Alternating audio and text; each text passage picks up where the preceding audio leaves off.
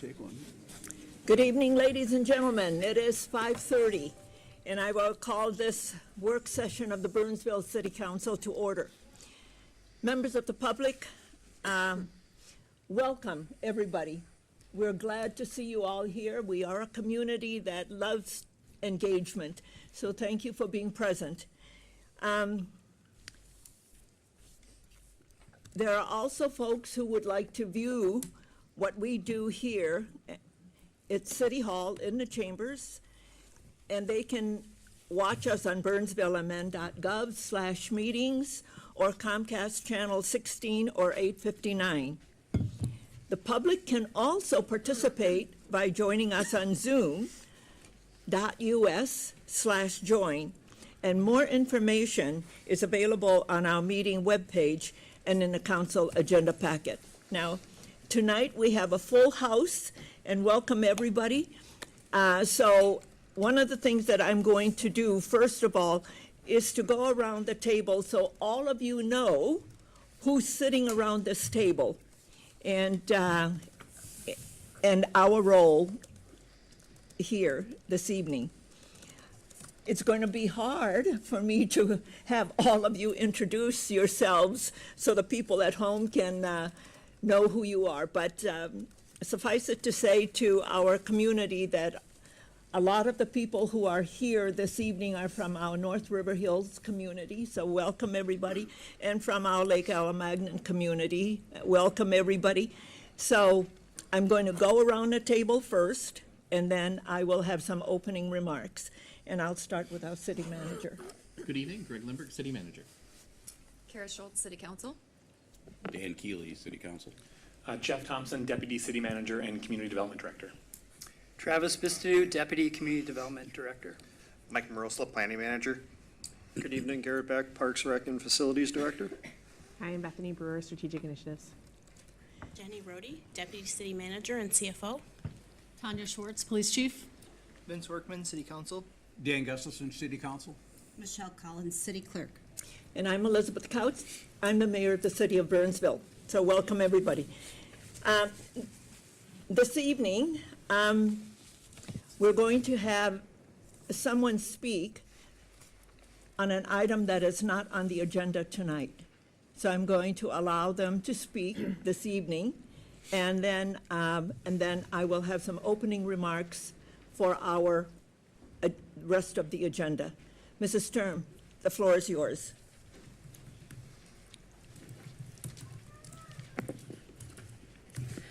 Thank you to the council and mayor. My name is Betsy Sturm, and I live on Frontier Lane in Burnsville. The Alamagnan Eco Advocates have a number of members here this evening. We continue to speak on behalf of the environmental impacts of a pickleball complex at Alamagnan Park. This park and lake are natural resources enjoyed by all citizens of Burnsville. We do, however, understand that this meeting is a work session, and there are a number of our neighbors from the North River Hills present to speak about their concerns. You have stated at prior meetings that you are working on the pickleball issue. In consideration of your workload tonight, we are deferring our presentations until the council meeting of February 25th. Next Tuesday, we will be with our community in remembrance of our fallen first responders. Thank you. Thank you, Mrs. Sturm. Now, before we get into our agenda, again, I want to thank you all for coming and welcome all of you. One of the things that I want all of us to understand, there is only one thing hanging here in this chamber, and that is our values. And one of those values is about mutual respect. And one of the things that we do is we pay attention to all of you and to all of the different perspectives with courtesy, dignity, and understanding.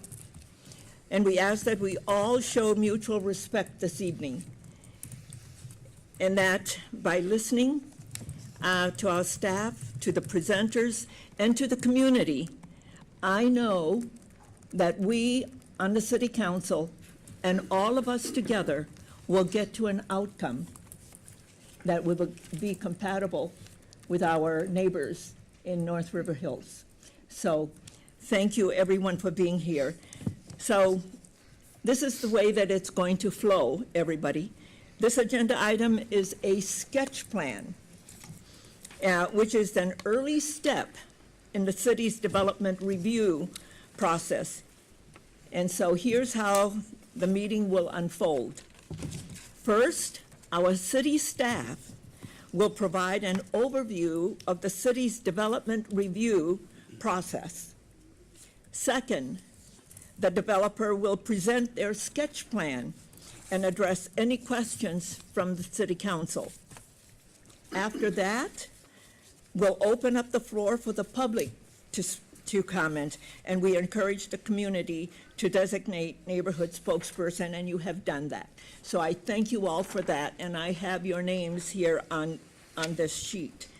And then finally, the council will offer feedback to the developer on the sketch plans. It's important to note that during the sketch plan review, the council will not be taking any action or approval or denial of the application.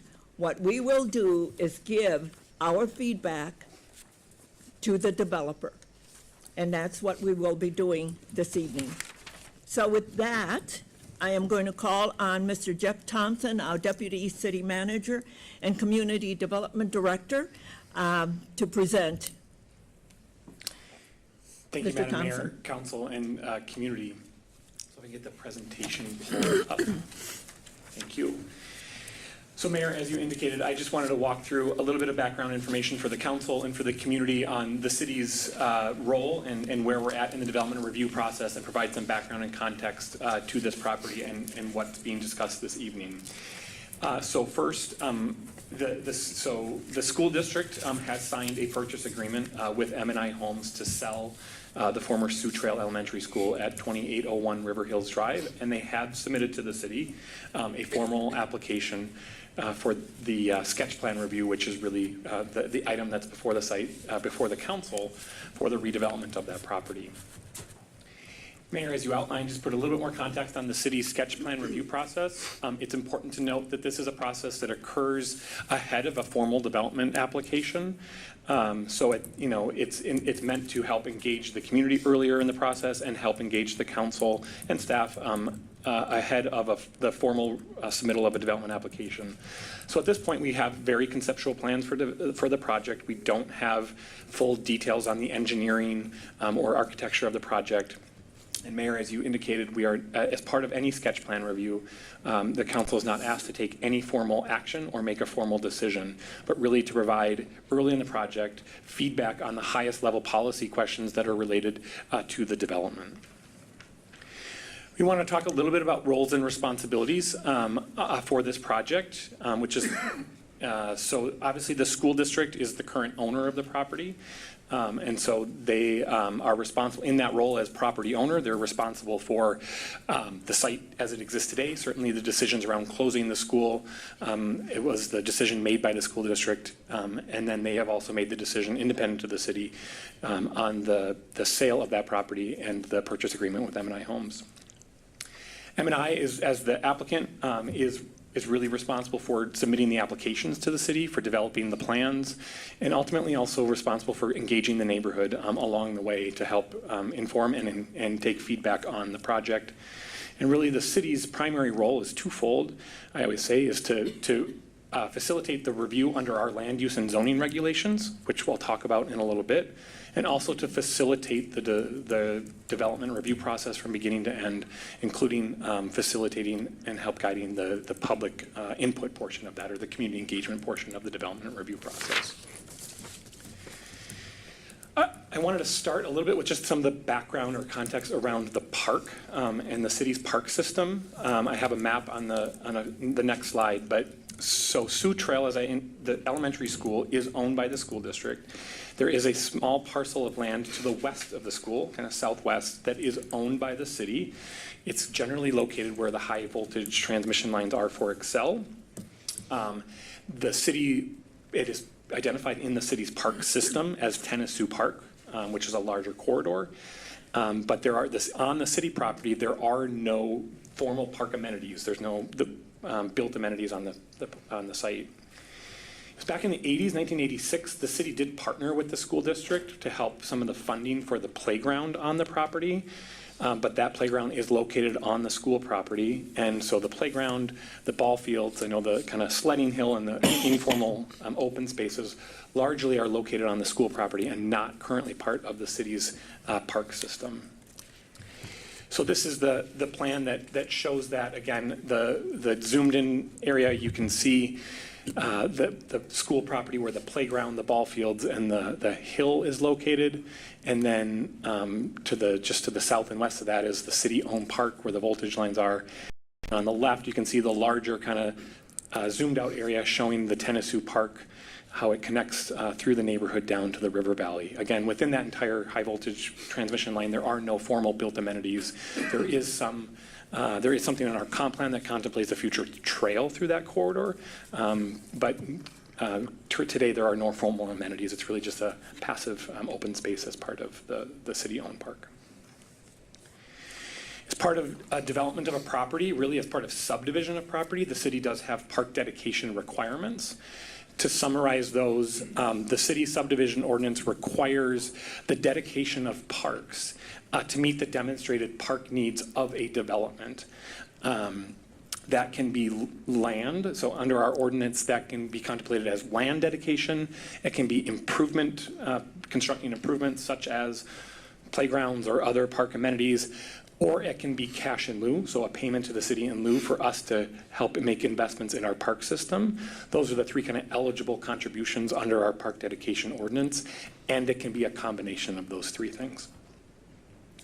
It's important for the council's consideration of park dedication, which is one of the policy feedback questions we're asking from the council, is ultimately for any sort of actual dedication of land or improvements as part of a subdivision, the developer could be responsible for that, but the long-term capital planning, replacement of those, as well as the maintenance of those ultimately gets wrapped into the city's park system and becomes the city's responsibility.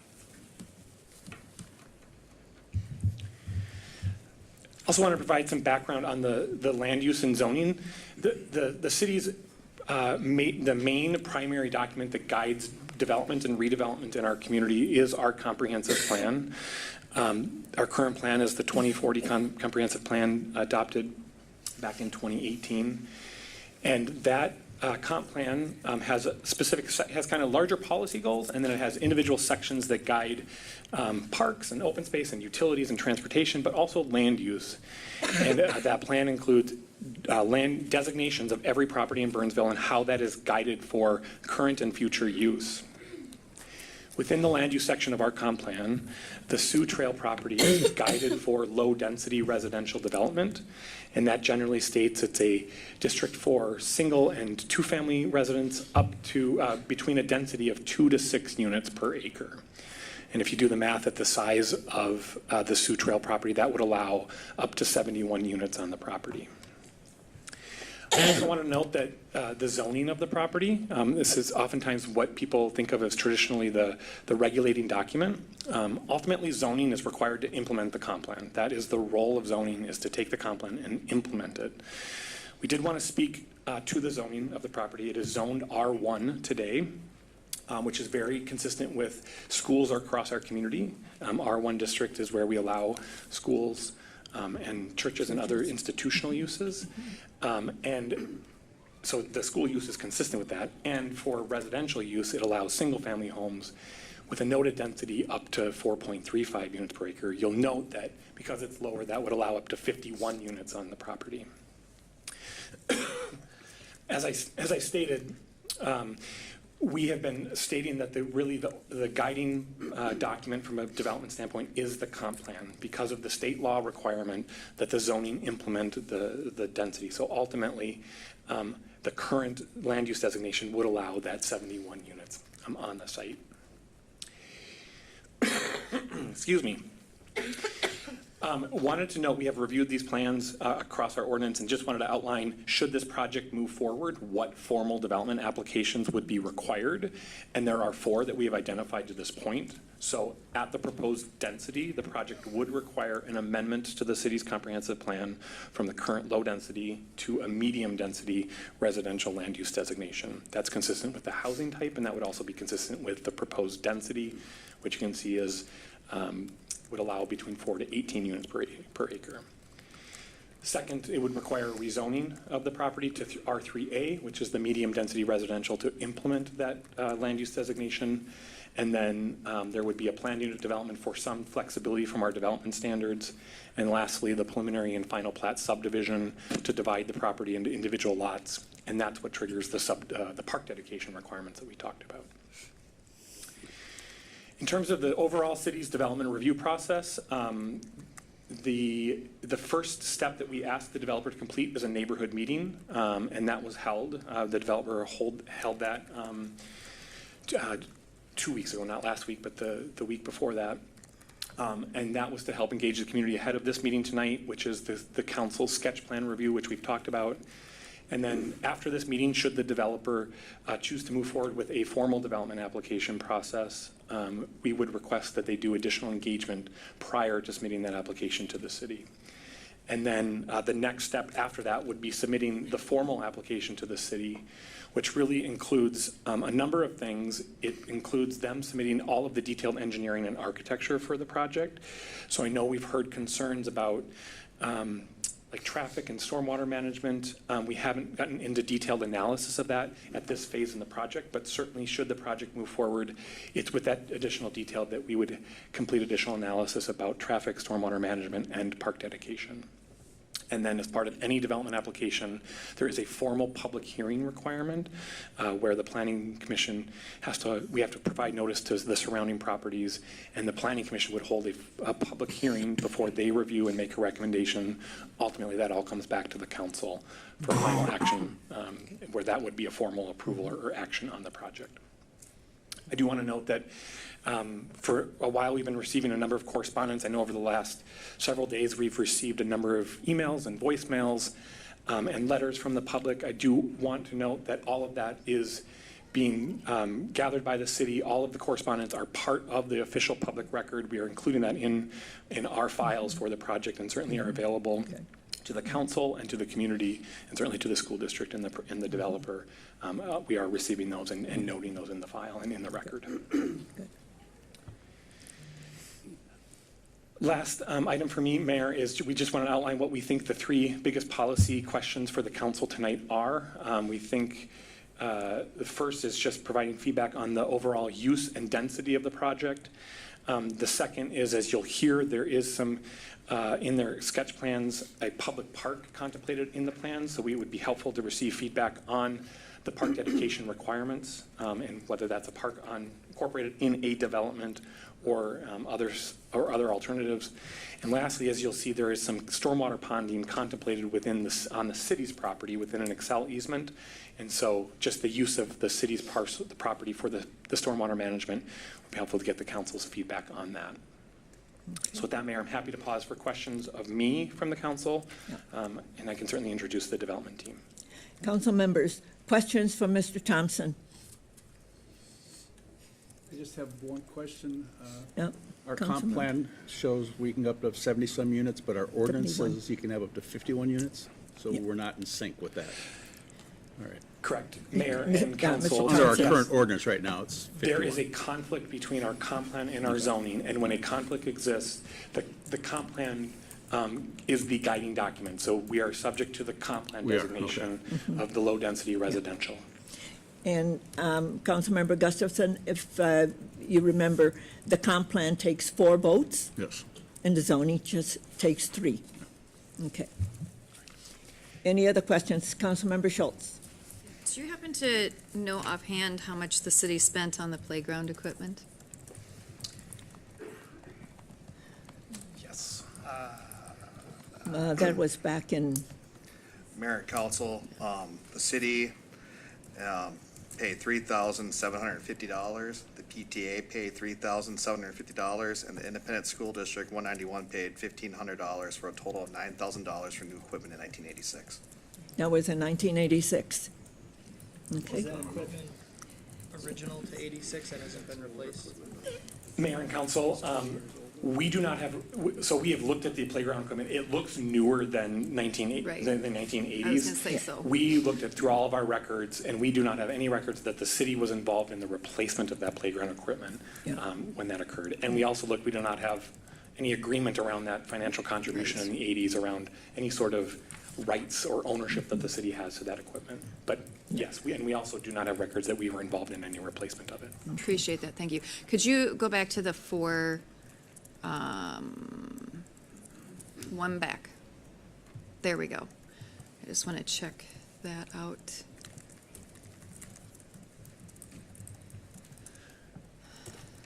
So the plan that the developer has as of now is not single-family, it's a townhome style, and that's precipitating the request for zoning to R3A.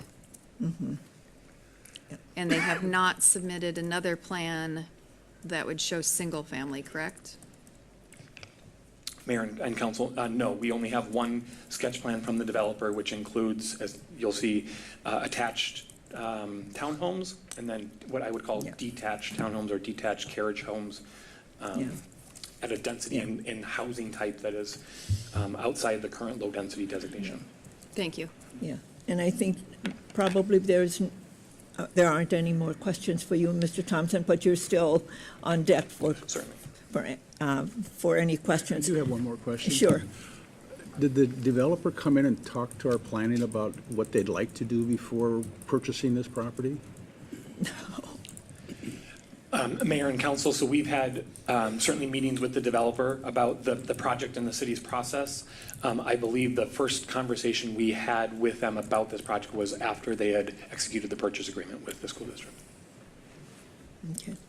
So perhaps this would be the time for the developer to tell us what they have as a sketch plan, and then we can ask questions of the developer and move on from there. So, Mr. Thompson, do you want to introduce the developers, and if they could come to the table and present? Certainly. Yes, So Mayor. and give us your name and address for the record, please. Yeah. My name is John Rask. Address is 5354 Parkdale Avenue, St. Louis Park. And with me is Emily Becker, and same address, that's our business address. Okay, welcome. Yeah, thank you, Madam Mayor and members of the council. Just by way of quick introduction, MI Homes, we're a residential home builder here in the Twin Cities market. MI entered the market about 10 years ago by purchasing Hans Hagen Homes. I was the president of Hans Hagen Homes at that time. Between Hans Hagen Homes and MI, we've been building homes here in the Twin Cities for about 60 years. Of course, I haven't been there all 60, but we've got a long history here in the Twin Cities market, and don't believe we've ever done anything in Burnsville, though, in all those years, so looking forward to that opportunity. When we first started looking around Burnsville about a year ago, we were looking for an opportunity to do a townhome project. There's obviously a strong demand for townhomes, but really all types of housing throughout the metro area. And I think that's something, as I look at your housing needs analysis, is also identified as a strong need here in your community, just providing that missing middle that doesn't exist in large quantities here in Burnsville. So we saw it as an opportunity, and as we looked around for various parcels, we came upon the school district property here, and really started engaging them about a year ago. And I know they were entertaining other offers at the time, and we worked through a couple of scenarios with them in terms of what we thought a good use of the property would be, given demand for homes, given their expectation for the land, and came up with a variety of site plans that evolved over several months until we were able to secure a purchase agreement with the school district. And typically, in these type of transactions, whether it's public or private property seller, we like to get it under contract, because otherwise we have really no contractual, obligation or no contractual means to, advance something on somebody else's property. So it's common to put it under property before you go see or under contract before you go see the city for that reason, because otherwise, who are we to comment on the city or the school district property and what might happen? So as we looked at the site, the one thing we, of course, recognized is it's surrounded by single-family homes. You border a busier road in Highway 13. You have an existing park facility as part of the school. So trying to take all that into consideration, what do you do with this site to try to, make it compatible with the existing neighbors? So we introduced a rear-loaded alley home, which is a detached single-family home. All of the homes in this project would be owner-occupied. There are no rentals. And really looked at the alley homes as being an opportunity to transition from the existing single family where you have a traditional two-story home, so similar in size and mass as any of the homes in the neighborhood. They're obviously smaller than those, but in terms of being detached, square footage of these homes would be around 2,000 to 2,200 square feet. Would sell, probably start $450 and sell to the mid 500s. We would have it be an association maintained single family, because we think that is part of the what's is identified as the missing middle in the housing market. People who are looking for smaller homes that are association maintained, that are looking for some of the services that you get with this type of home design. And then looking at how did we satisfy the redevelopment needs here and provide for a feasible development, and looking at market demand, the townhomes are obviously a logical fit. And again, those fall to the east of the single-family homes, and we've incorporated some open space and in the center of the site that would be shared use for the residents that live in the community. And then also in conversations, not that we've submitted the formal plan or anything, but in terms of a park and what that looks like, understanding that we had, something there to begin with and a desire to see that continue. We've shown a proposed city park up on River Hills Drive near the entrance of the community that would front on River Hills. And then part of the thought process behind this is how do we accommodate all of this on the site and address ponding and park needs. So putting the park in the upland portion, not underneath the power lines, but, up by River Hills Drive, and then working the ponding into the city open space is kind of a compromise or a trade-off for providing a city park. And we're proposing that we would develop that city park with, through input from the city, of course, playground equipment or perhaps a pickleball court, whatever the city may desire on that. So that was really the thought process that went into the site plan, the land uses, and how we went about, taking a look at this site. Now, we have been asked to look at, and we're, especially at the neighborhood meeting, what would a single family layout look like? And just, the math gets pretty simple on this, and that is the amount of, to demo the school, to clean up the asbestos and the other hazardous waste in the building, to remove all the site improvements, you're looking at about $1.5 million to do that, 1.5 million. So if you just took simple math and said, well, if you're going to do single family lots at a lower density, you're probably going to get somewhere around 25 or 50 homes 25 to 30 homes on the property. That would be about 2.5 to 3 units an acre. And just at that, before you even buy the land, you're at $75,000 a lot just to tear down the buildings and prepare the site for development. Then you have to develop the land. And at that point, you still haven't paid the school district a nickel for the property. So, a single family neighborhood on a site like this just isn't feasible. And I think that's something that, is obviously recognized in your comp plan when you look at, the discussion on land use and housing, recognizes that oftentimes when you have redevelopment, it has to occur at a higher density in order for it to be feasible. And that's certainly the case here, just given the site constraints. So trying to balance that with the school district and what they're trying to accomplish. They obviously have debt on the building, and they're, have to maintain the current building. We're trying to come up with a project that's feasible, certainly recognize, obviously, the neighborhood that it has to fit in and the city's role in this process. And we're here tonight to solicit that feedback from you. I just wanted to be candid on some of the constraints that we are dealing with to try to make this work. Doesn't mean that there isn't other, opportunities here or other designs, or if you have specific feedback or comments on some of the items, we certainly like to hear those, and we'll take that back and see what we can do with it. Thank you. Questions? Council members?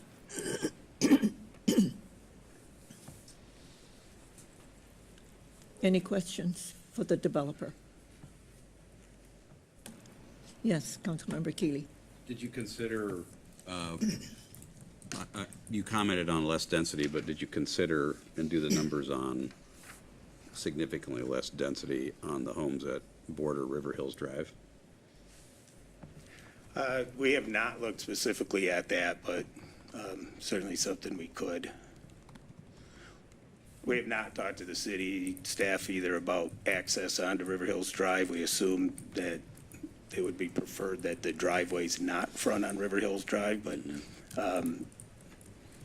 we could certainly do something a little more traditional to the neighborhood where you have driveways on River Hills Drive and kind of matching what's in the neighborhood. If a rear-loaded alley type design is not desirable, that's certainly something we could look at.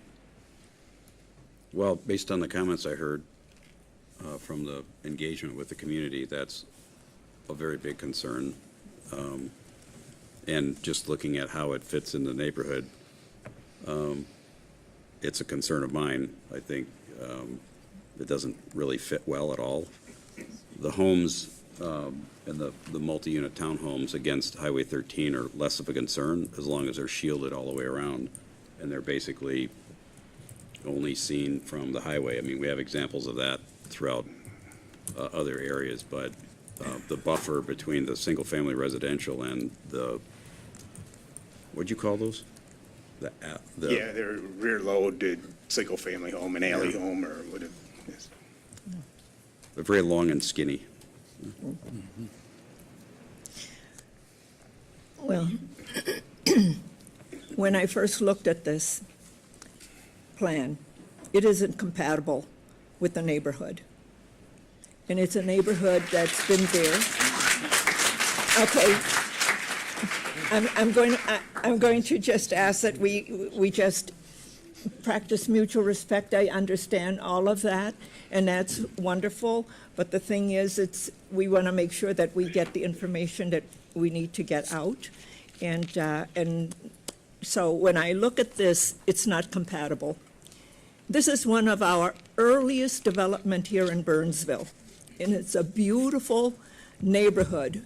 And the trees are now all matured, and it is one of the neighborhoods that I don't believe there's a lot of turnover, because a lot of the folks who live in North River Hills, 10 elections, I've walked North River Hills, and both North River Hills and South River Hills. It's a beautiful neighborhood, and also when we're there during Night to Unite, a lot of wonderful big trees. So when I look at this, it is so incompatible to the neighborhood, and it doesn't fit. And our comp plan says that you need to put in single-family residential. This is really dense, and it has a lot of problems from my perspective. There's going to be problems with regard to traffic, and there's problems with even trying to put a park dedication, to put a park in there for all of the new residents who are going to be there. And you have utilities. And when in reading the background, you're going to want the utilities to be on city property under public utility easements. That's Xcel Energy. And so for me, it's a lot of problems. It just doesn't fit the neighborhood. You'll need to look at single-family development in this area. And I would say that a pathway forward is to have a meeting with the community and allow them to give you some thoughts about what they would like that property to look like and how it will be compatible with the whole neighborhood. It's a great neighborhood, and it just needs to fit in. This just doesn't fit in, and it's too dense. It's too dense. And looking at these, when I look at this, I'm looking 10, 15, 20 years from now. What is that going to look like in that neighborhood? And it's not going to stand up as well as all of the homes in that area. So I don't know. Councilmember Workman. Thank you. I just echo what's already been stated. This is not compatible. I understand you have to make this work for your financials, and that's why there's the density that we see here, and I don't blame you for that. But like what's already been stated, this contradicts the entire area. It doesn't work. That play system, assuming young families come into this area with this development, that is not going to be sufficient enough to handle just this development on top of the surrounding areas.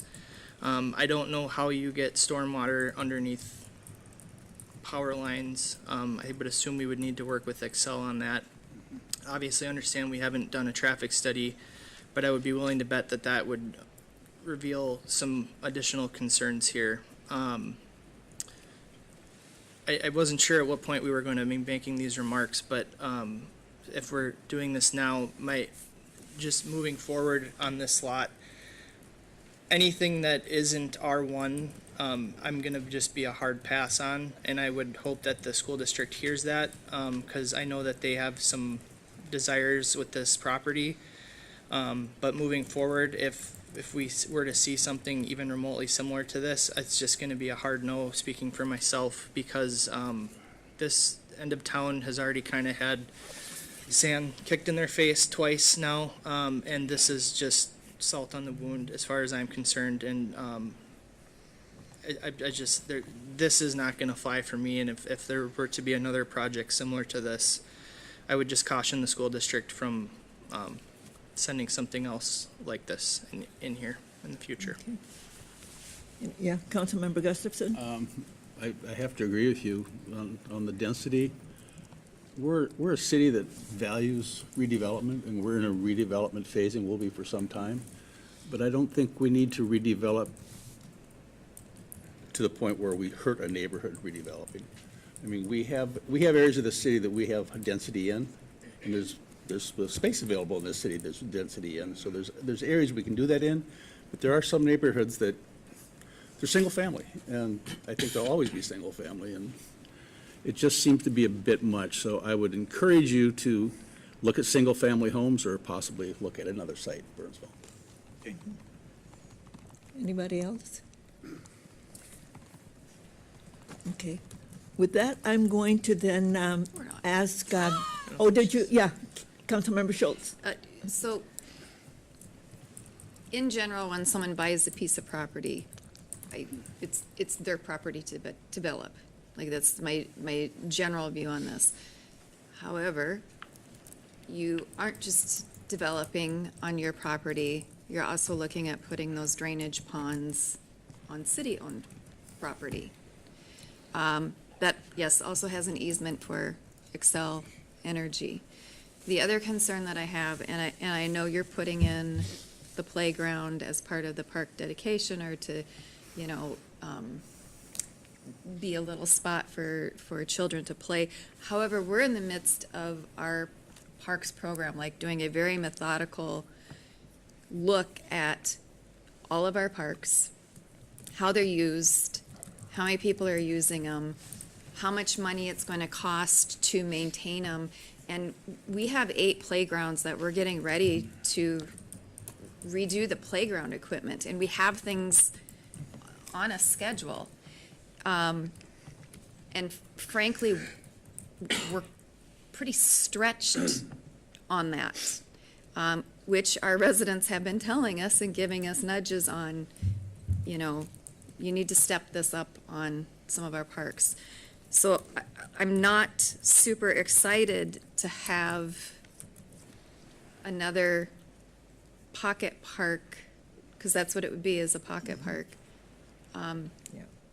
added on to us for our maintenance at this time, when we haven't even completed this, when staff hasn't even completed this review. So that's my feedback on it. I know the park is in response to the community contacting you, but also if you purchase a piece of property and you want to develop that, that's your business, but don't put something you need for your development onto our property. I'm not interested in that. I do have a question for you. In your, I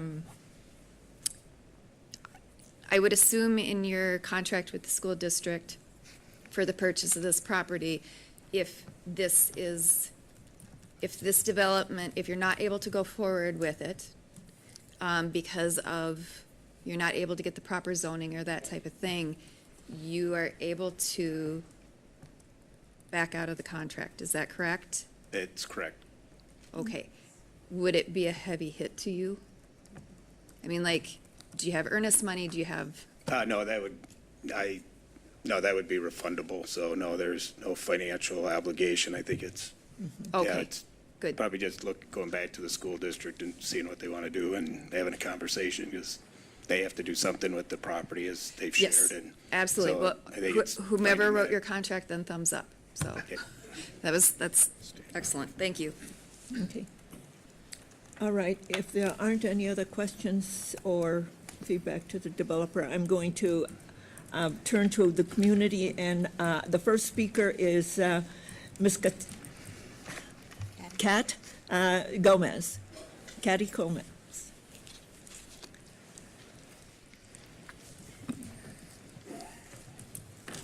Hello, everybody. Hello.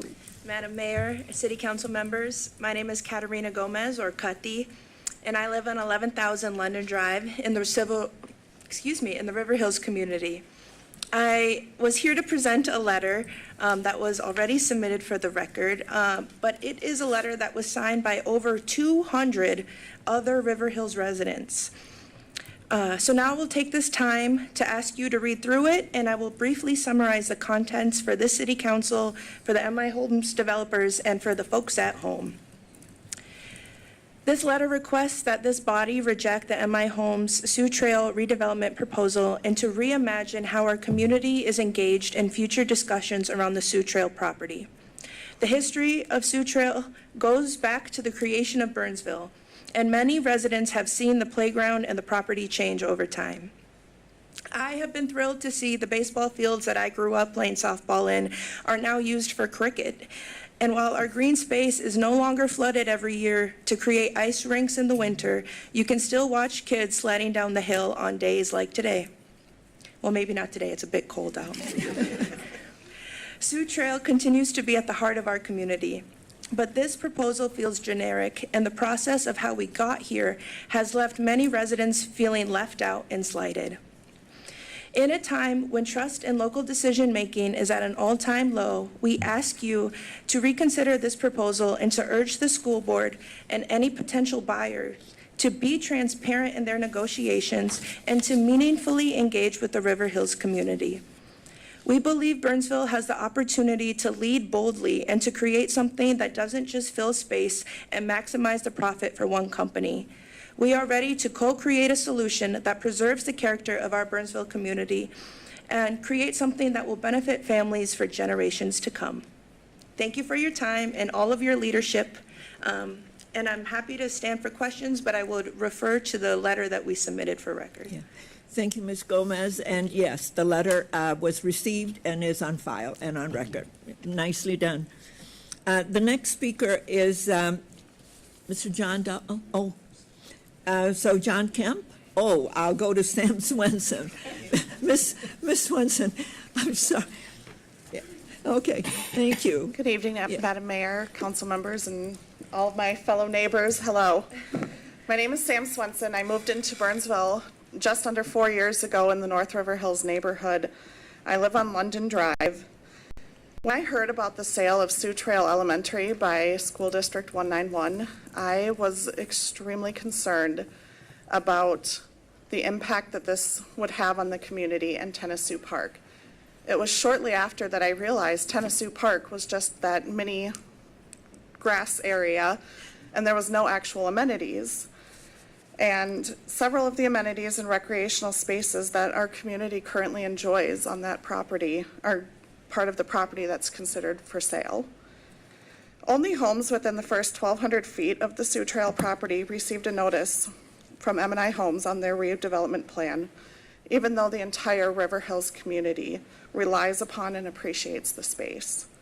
Baseball fields, playgrounds, sledding hill, the open green spaces are used by residents far beyond those who were formally notified. Many of my neighbors had no idea that the proposal existed until I went and worked with the other neighbors to share a copy of that proposal to them. The development plan reduces our community's usable green space, replacing it with only 1.17 acres of parkland, which is a small fraction of what we have today. And the proposed park is insufficient for a neighborhood of this size. As our elected city council members and mayor, who represent and make decisions for the city of Burnsville on our behalf, we really urge and request you to take into consideration the significant and long-lasting impact that this development proposal shared tonight would have on the community nearby. This land was a centerpiece of neighborhood life, and we urge that any redevelopment preserves meaningful public space and represents the needs of the River Hills community. Thank you. Thank you very much. The next speaker is Mr. John Kemp.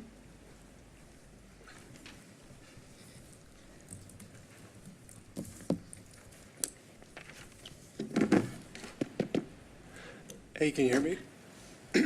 Hi, my name is John Kemp, and I wasn't ready to speak today, but I think I got this. When I saw that the school was going to close, I was really concerned because my child was going to go there, and I was looking forward to it. I had been at the playground playing with him and visualizing going there and everything. So when I saw that happen, I made a mental note. I'm going to pay attention to what happens next. I was concerned about what happens next. I looked at the website. The website for the district did say that they would keep everybody involved, keep everybody included, and make sure the communication is going strong. Well, that didn't happen. When I looked at the meetings that they've had, it became clear there was a decision to move forward with the sale prior to disclosing it to the residents. It feels like a betrayal of trust. This is a public property, a public use property, that they're now behind the scenes turning into a private development without any consultation with the residents in a meaningful way. I noticed today from a Burnsville standpoint, seems like they were blindsided too. So I understand we're trying to now go back and look at the preliminary plan, and that's great, but in the end, it just looks to me like a quick liquidation of public property to pay the school district's general fund, because the funds would have had to go to CIP or something like that. But in this case, they didn't. They had to go to general funds. So there was an incentive for this to happen. The whole thing stinks from my perspective, from an RFP perspective. I work in this type of an area. This does not really make any sense. So the school district clearly was probably making their own RFP rules or something. I don't really understand how they could have done it this way, but that's all I got. Okay, thank you so much. Thank you. The next speaker is Jason Jensen.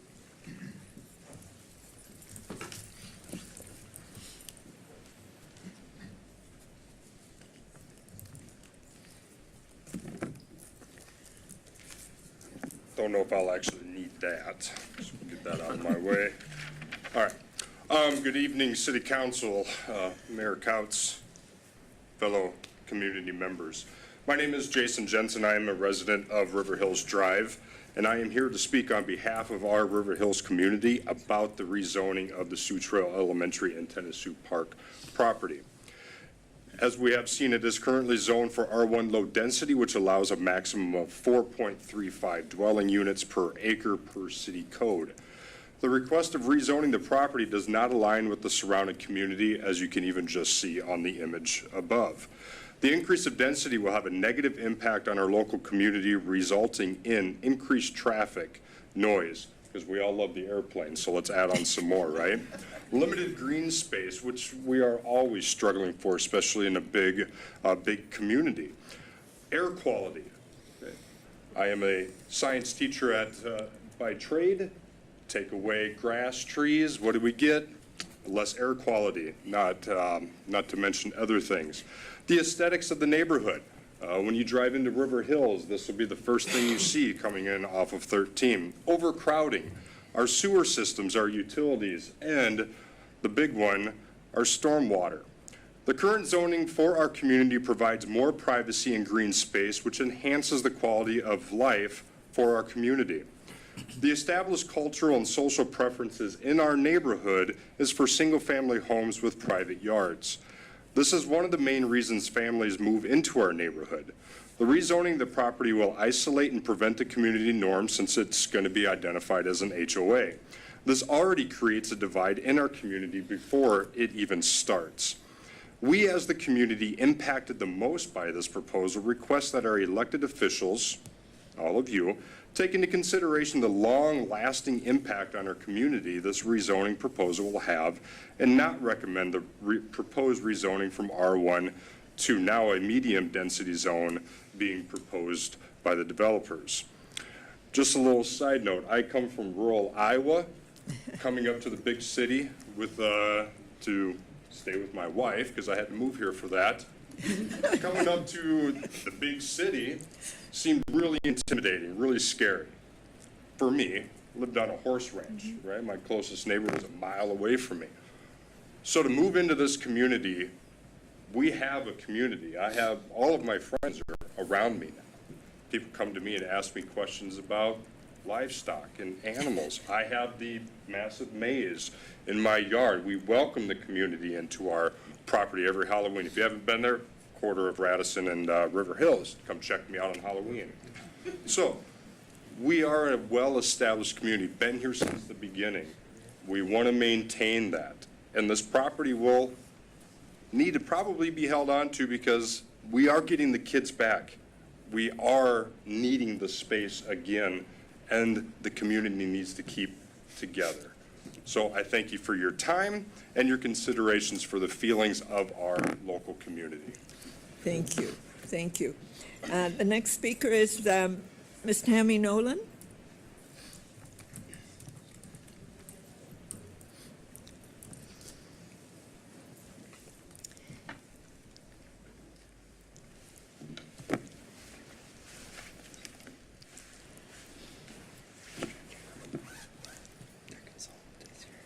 Good evening.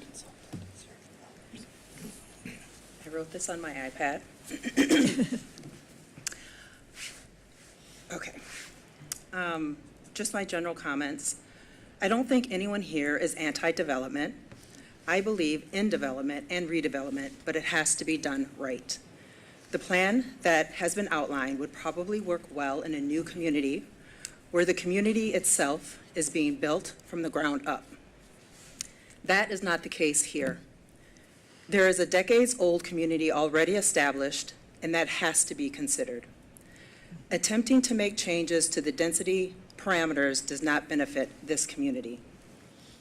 It will alter it completely, and it does not benefit, in reality, those that would be packed into the designated parcel. This plan does not reflect any thought, in my opinion, to the community that is already here.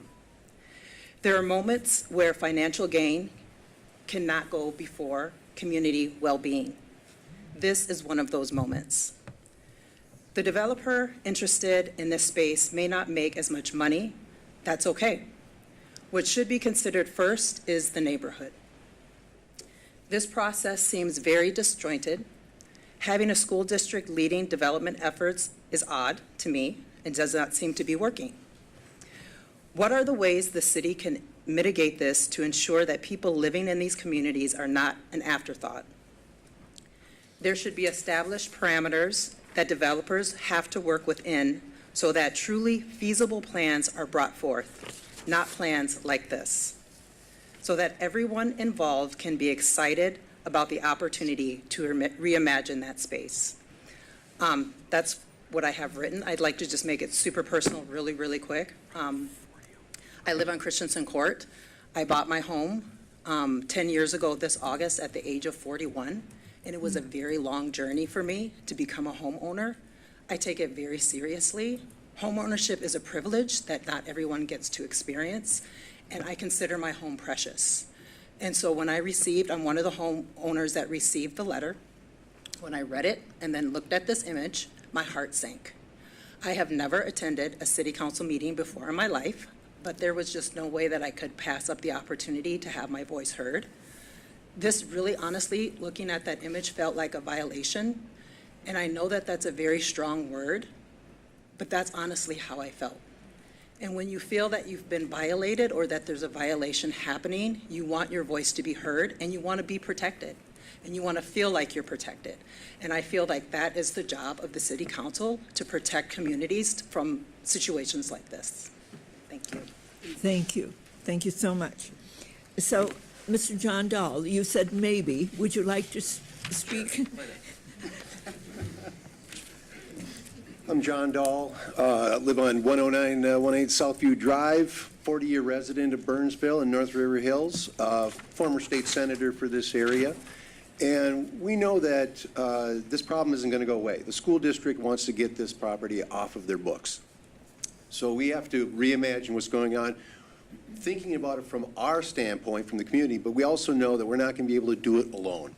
We need partnerships, and as you know, Mayor and council members, that even things that we did when I was in the Senate here, we had to partner with the state and the county and everyone else to bring some of these things together, whether it's a TIF district or some of the transportation issues.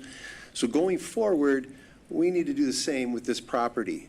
How are we going to, so 10 years from now, 20 years from now, we have something we can be proud of, right?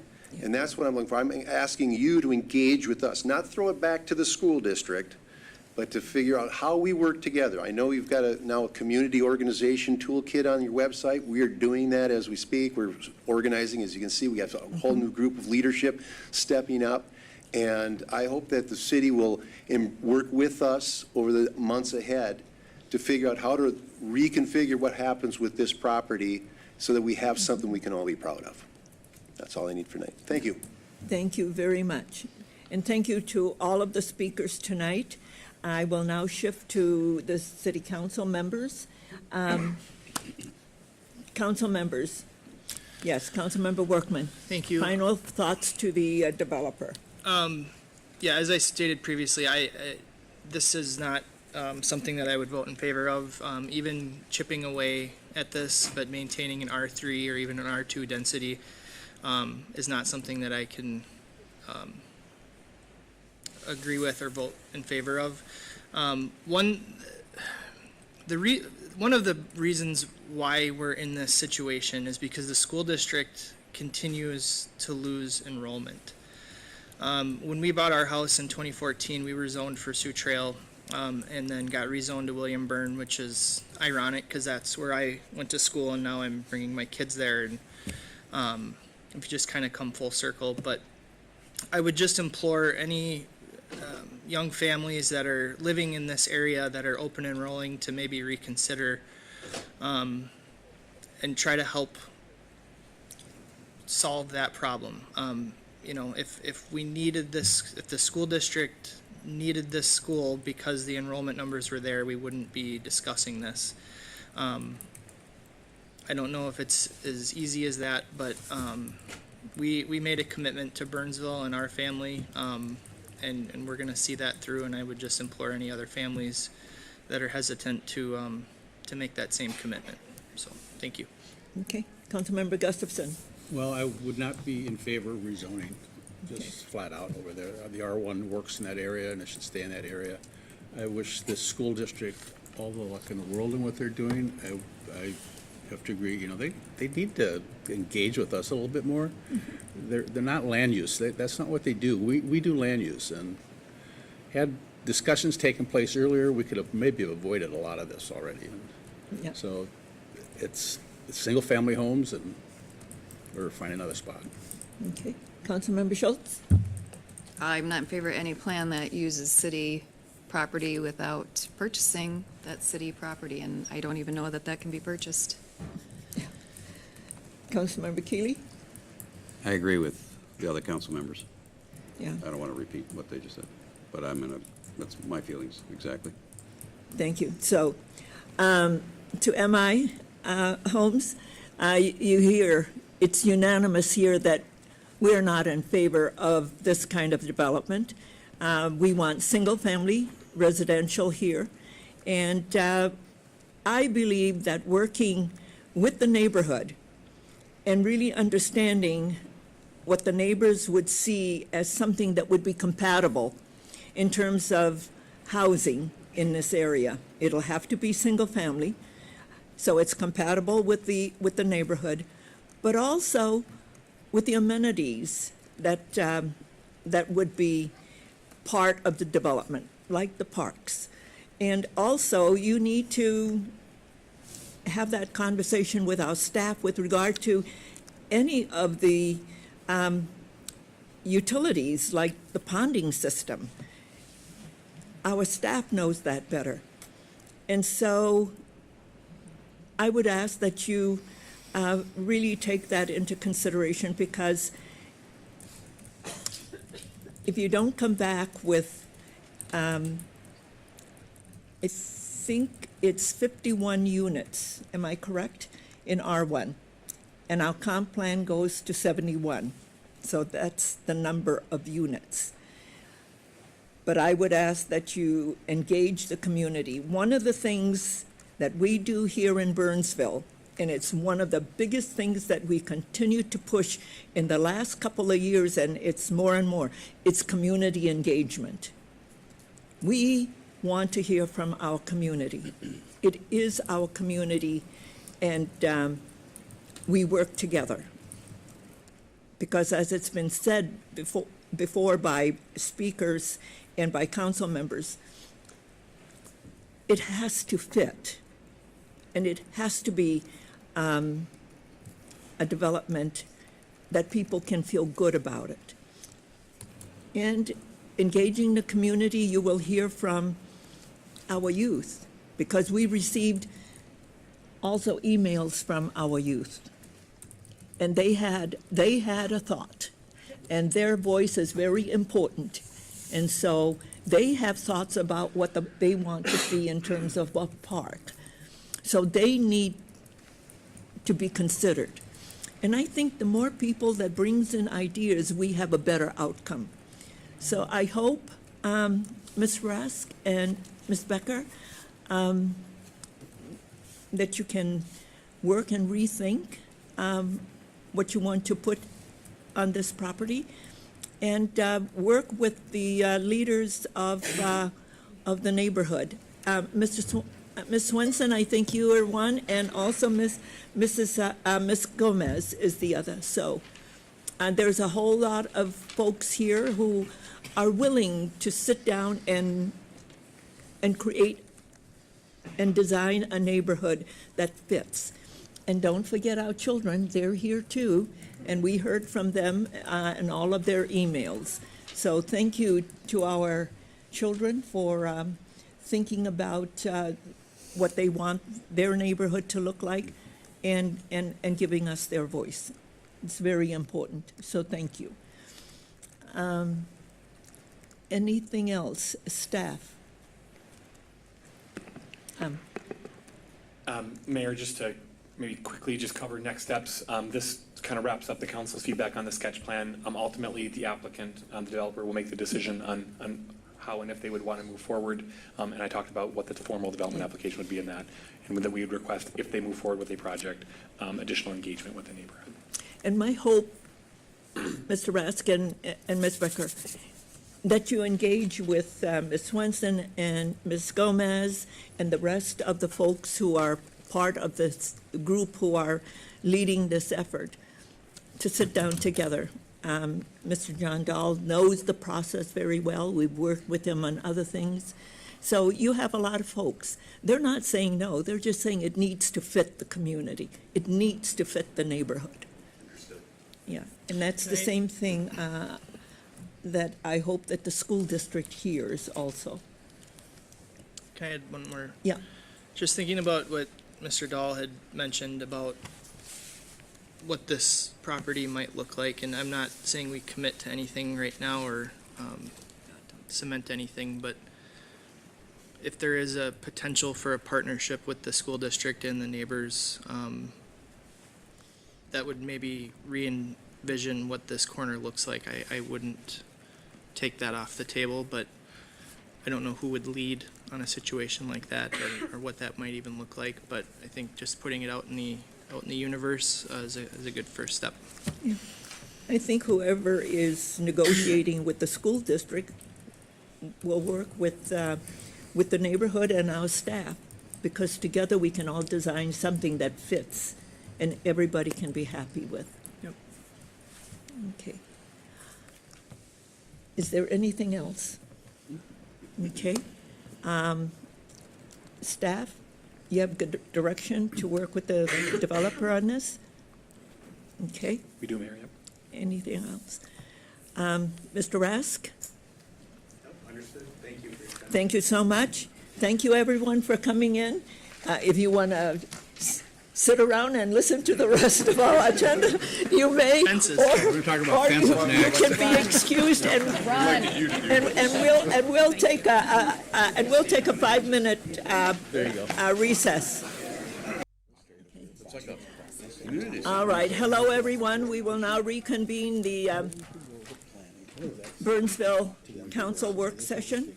And the next item on the agenda is the Fence Consortium. And our police chief, Tanya Schwartz, is presenting, along with Mark Ray, our Public Works Director. Chief Schwartz, floor is yours. Thank you, Madam Mayor, members of the council. I'm going to quickly turn it over to our Public Works Director, Mark, here. Really just wanted to talk a little bit about Fence Consortium, equipment that we need to provide in the event we have some issues at the police department. So Mark's going to explain the consortium itself, how it kind of came to be, and then I will answer any questions related to operations, why we would use the fencing, when we would deploy it, for what kinds of circumstances, things like that. So if you have any questions, you can just ask me along the way. Okay? Okay, very good. And for everyone's edification, there's no action required this evening on this item. It's information and asking questions to better understand. Okay. Mark Ray. All right, our good Public evening, Works Director. Mayor and Floor is council yours. members. So a little background on the Fence Consortium. It currently consists of 32 agencies from across 5 counties here in the metro area, really supporting regional preparedness. It is consistent with after-action reports and emergency planning efforts. Fundamentally, as quickly as possible, our goal is to protect people and assets so they can better serve our community during a critical incident. The package provided by the Fence Consortium is the city determines the layout for where the fence needs to go, with flexibility based on changing conditions, whether it be building projects or other needs. The consortium will provide the outer layer of fencing. The panels are 8 feet tall, 4 feet wide, and there's also vehicle gates and pedestrian doors as part of that package. The consortium has contracted with a vendor who owns and stores 3,500 feet of fencing here in the metro area, along with 16 doors and 12 gates. They're responsible for transporting the fence from the storage location to the deployment site. The consortium provides staff to then unload the fence and set it up for an actual deployment. The annual cost is based on the footage, so based on the current plan for Burnsville, that's 3.73% of the total cost, which equates to $10,747 for 2025. We've included $11,000 in the Public Works budget for this cost. With that, the next item is the Joint Powers Agreement and Resolution will be coming before the council at the February 25th council meeting. With that, happy to take any questions. Okay, members of the council, questions for the chief and Mark? Quick question. Will we then review this, if we approve this, well, then we will, try that again. Will we review then the stipulations surrounding when this will be used, how they will be used, and where and those types of things? Or is that just, is Tanya gonna say we need them, put them out and go? It would be a decision I would make, so any of the agencies in the consortium, the chief law enforcement officer would make a decision, should it become necessary, so it'd be at an operational level to make that decision, yes. Okay, thank you. Okay, any other questions? My yeah. and my only concern, which I have expressed, is just speed, and I'm hoping that the speed in deployment can be decreased, because I don't foresee us needing this, but if you need it, you need it.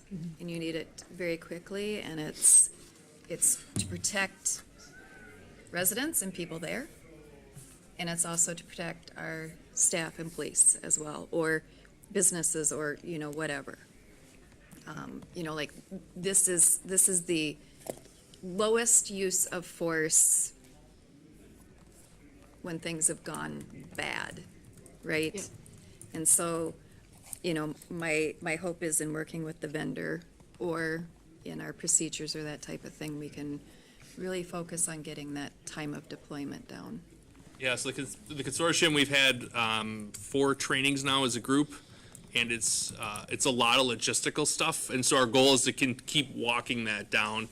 At the end of the day, one of the fundamental challenges is we basically have to page out to about 150 people to marshal the force to do this. And so just giving them the response to go to their agencies, gear up, and then come is a process. We have members all the way from Stillwater to Chaska and Blaine to Cottage Grove. And so it's a large geographical area of just moving people around. So we definitely want to shorten that time as much as possible, but there are some large logistical challenges that we continue to work through. Okay, any other questions or? Just one. Yeah, Vince? And this might not, again, like Kara's question, but I hopefully we'd never have to use this, but is there sufficient supply that if there was a regional problem that was maybe impacting not just Burnsville, but Egan and the surrounding area, that if multiple agencies had called on the use of this, that we're not left stranded without? I would assume that this is a pretty packed system. Does that make sense? Yeah, that's a great question. Luckily, Egan's not a member, so however, we're open to having that conversation with them. Yeah, so the fundamental challenge that we have is we the consortium are paying for something we hopefully never need, and so we're trying to strike that balance of using taxpayer dollars and not going overboard. And so that's why the fence that's in storage is enough to cover the largest PD plus a little bit. That said, about 50% of all the members have around 1,800 feet or less. So functionally, we have enough fence in storage to cover half of our membership, if that makes sense. So should something happen, it really depends on who's making the call and then what the sequence is. And we have some contingency plans in place if we had to spread it around a little bit. Plus, we have an established relationship with the vendor. So should there be additional needs and there's fencing available, we could potentially bring that in as well. That said, we are working with the state, trying to get some funding to purchase 10,000 feet of fencing, which will not only reduce the cost by over 50% for all the members, but then which really improves equitable access to this de-escalation tool, but then opens the door to some other potential things, really working with some of the counties who provide contractual law enforcement to cities, because right now they really can't be a part of this super well. So that would give us an opportunity to do that. Okay, thank you, Mark. Okay, Mark, so the consortium was formed in 2022. Correct. And 32 members. Has it been deployed? It has never been deployed, thankfully. It's n- I will say 10% of our member agencies had officer-involved shootings in 2024. Yeah. And so, Because where I have seen fencing is in Washington DC, where you see the fences go up and so that's where I have seen fences deployed, but we haven't had any here in the metro. the consortium has not. The Fence- product has been used on a number of occasions. The The consortium hasn't. has not, but Okay, that the fencing cons- okay. product has been used on a Okay, number of locations. because I was going to say if it hasn't been used, but Yeah, no, our lovely state legislature blocked off all residents from being able to access them for over a year, so, yeah, they were happy with the fencing, so. okay, very good. Any other questions for staff? I think it's just like it's an insurance policy. Yeah. I hope we don't use it, but it's a very important investment. Yeah, it's another tool for safety. So that's the way I look at it. Okay, very good. If there aren't any other questions to further understand this item, thank you very much. We'll move on. And now, the big one, Party on the Plaza assessment. Yeah. Garrett Beck from Parks, Recreation, and Facilities, our director. Good evening, Madam Mayor and members of the council. Thank you. And joining me here tonight in support is our consultant, Sarah Evenson. She is with HKGI. She and her team are the ones that helped the city create the assessment that we're going to be talking about this evening. And then we also have members from our recreation team, JJ Ryan, Jessica Lickey, Deb Cobbins, David Erdo, and Scott Heitkamp. They're really the planners collaborating with other city departments and staff and the folks who are the face of the event the day of and whatnot. So they're here as well to help present and hear your comments. So Party on the Plaza debuted in the summer of 2019. It was set up that first year as an event series. So there was one event in June, one in July, and one in August. And the purpose was to provide an enjoyable festival event experience for the community, and it showcased music groups and food trucks and vendors and a variety of different family kid activities. As part of that process of putting this concept together initially, there was a desire from council to come back and to share kind of the success and the feedback that the community would provide as it relates to the festival and whatnot. So we are basically put together a scope of work and selected HKGI to help us with that. And part of that scope of work to provide good feedback on the event was to understand, what are we currently doing? So reviewing our existing data as far as the activities that we've provided, the different vendors that we've had out there, the different music performers, the amount of time and whatnot that goes into putting on these events and any of the financials associated with it. We also wanted to hear from the community, obviously, to better understand what they think about their Party on the Plaza experience, and also from folks in the community who have maybe never been to one as to why maybe they have not participated in things like that. And then to take all that information and to put it into an assessment document to basically understand what our opportunities for improvement are and to understand how the community is experiencing it to date. So when it comes to event management, there is a requirement to do the planning, and then there's also the day of the event management. And so, as I shared, our rec team leads this particular program, but we collaborate with people from staff from 6 different departments. At this time, in general, it takes about 50 to 60 hours of all the different staff involved to plan the 3 different events. And then when it comes to not only having planned it, but then the day of the event for the 3 different events, it takes about 210 hours per year, so about 70 hours per event to both plan and put on that event. So when it comes to event costs, that first year, we were just over $31,000 to both plan the event and take care of the different expenses. So we're hiring bands, we're renting equipment, we're doing different things like that, and then the staff costs associated with it. So a little over $10,000 per event.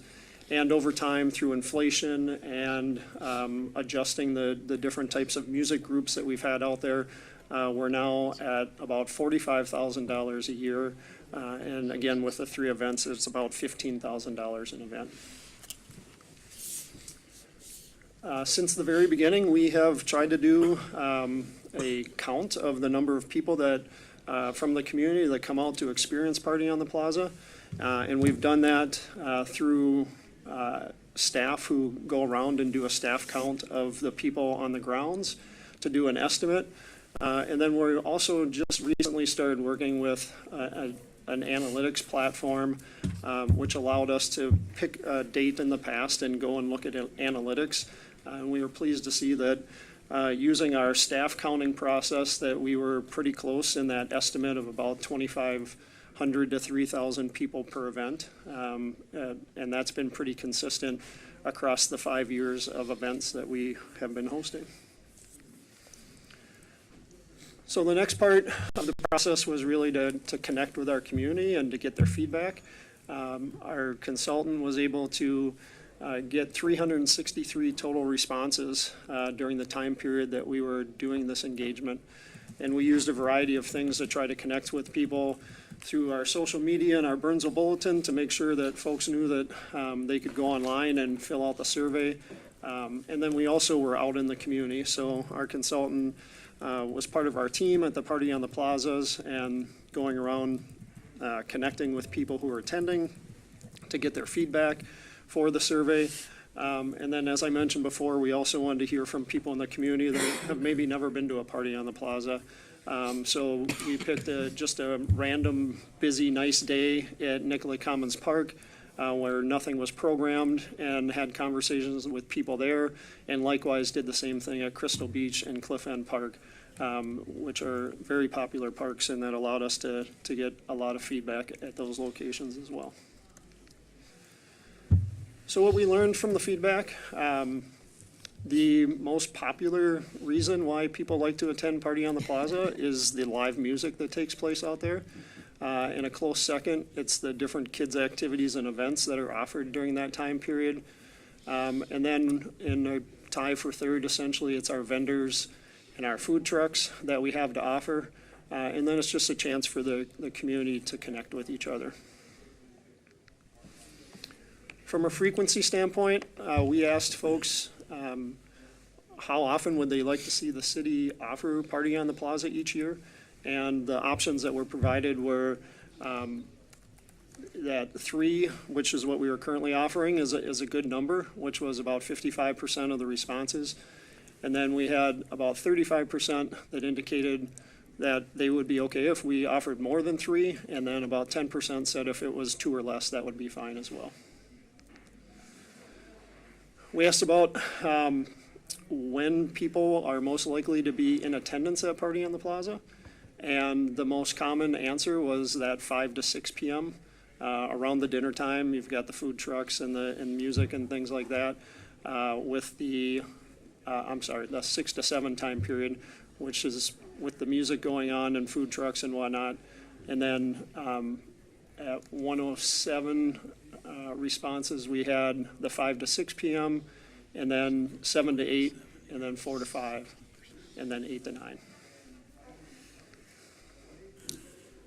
How did you hear about Party on the Plaza? So again, we try to cast a web to get as much information out there to the community.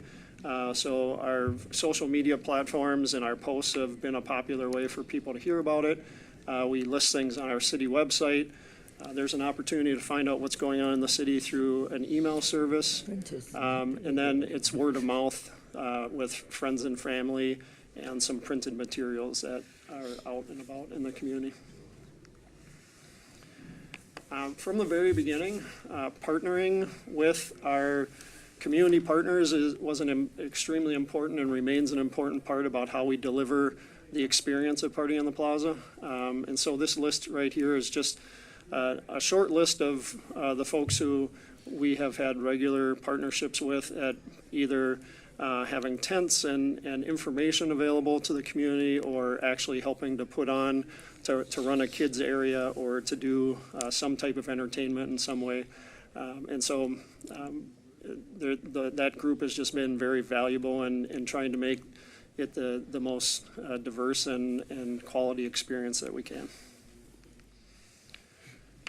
So at the end of the day, we are always looking for opportunities to improve Party on the Plaza, and we want to know what the people who are going are interested in, and also if folks are not going, why that might be. But our key findings through this process was they wanted us to improve the signage and wayfinding for our restrooms.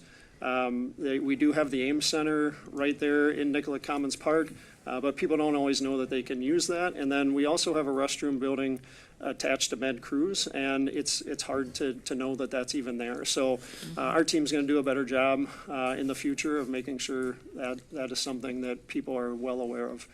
Recommendations to advertise with small yard signs in advance of the event, reducing the amount of downtime between performers.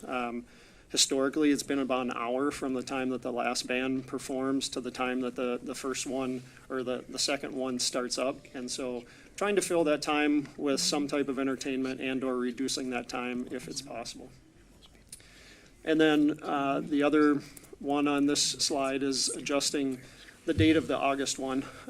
We have a number of different activities that take place in our community, and we have selected dates so that we are not either back-to-back with certain events and or not in direct conflict. And so we have avoided certain dates in August, and that has bumped us up to being just before the state fair. And we also know that people may be trying to get vacations in or going up to cabins and things like that. But we now have an opportunity to move up that August date a week so that we are a little bit earlier, and we'll see how that, we are definitely planning to do that in 2025, and we'll see what type of response we get from participants. Additional key findings, this one is really an operational thing. As I mentioned, we have staff across 6 departments, and one of the things that we were able to do through this process was really just centralize everything related to Party on the Plaza into a Teams document that folks can access and know the history and the details of. And then a couple other small things of offering earplugs if people on site would like to have access to those, and trying to increase the amount of teen opportunities at these Did they say what that would be? What is teen opportunities? Yeah, you know, Mayor, that things that I know we heard that people enjoyed were that, like the partnership that we had with Zombie Board Shop with the skate park and whatnot. Or we also did some large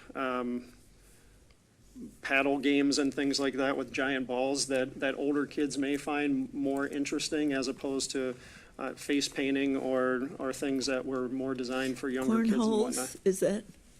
Bags. Yeah. Yeah, I mean, yeah, different things like that. So we'll definitely be working with our different partners, and our rec team will try to be brainstorming new and interesting things to try to accommodate that as well. Some Xboxes and PlayStations up. Xbox and Yeah, PlayStation set up. it might be good if this is so increased teen options. What? Right. So that we know. We always like to not only hear a complaint or a concern, but also like a really good solution to help us out, so.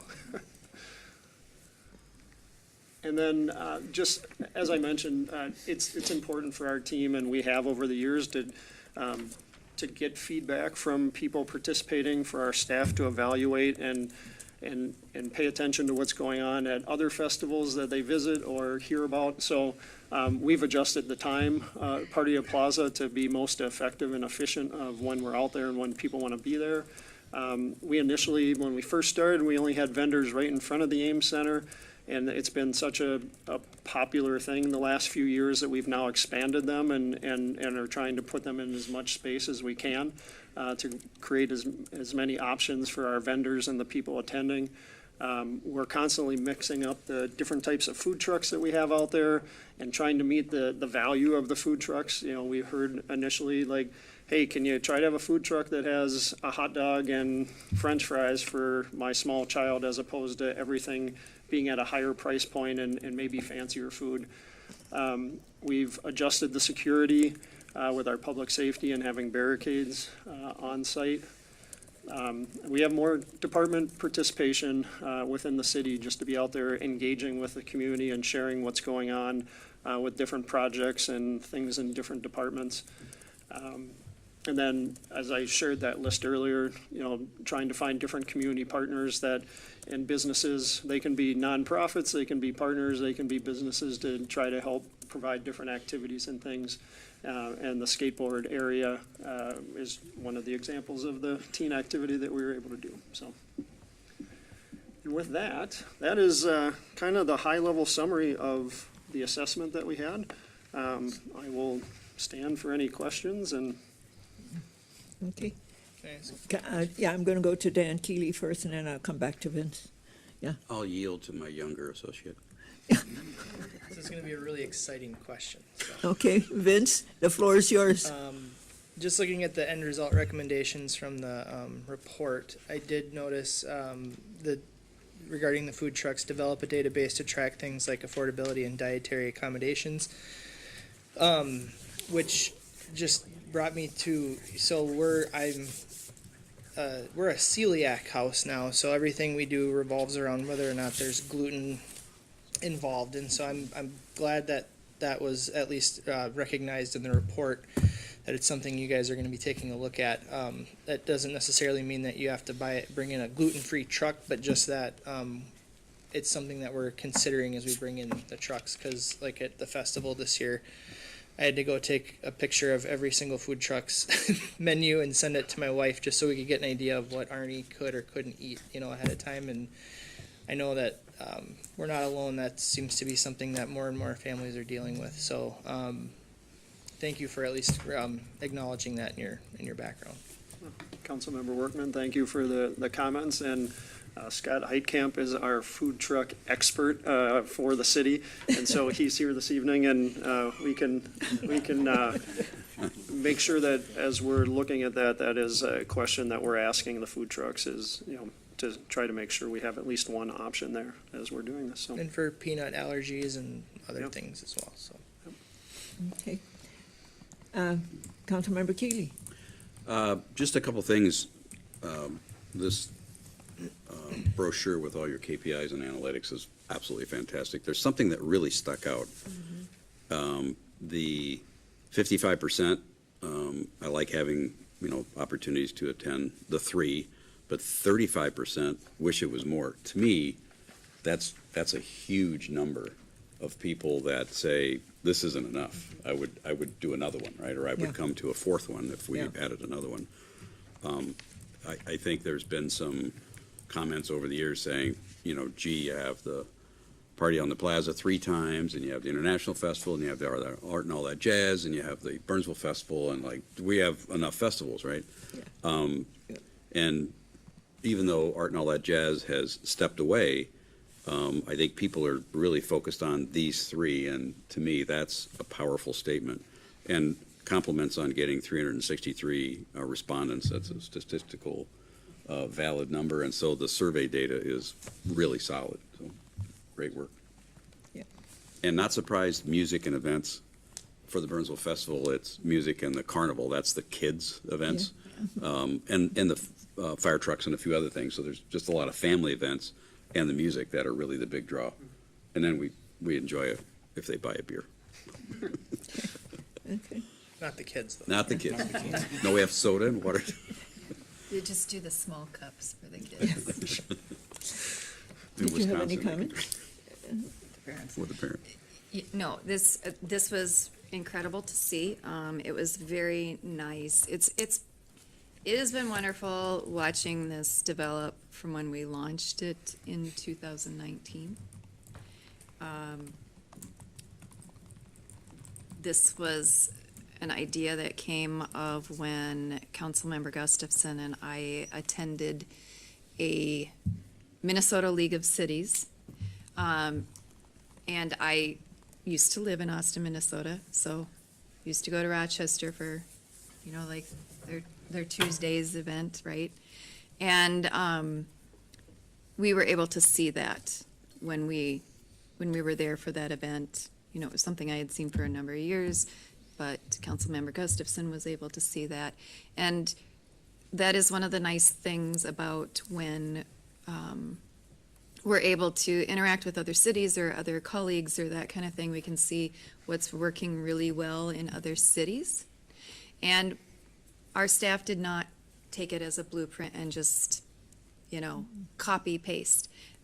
You did a beautiful job of saying what is great about what Rochester was doing, but what would work for our city and work really well for our residents and fit in.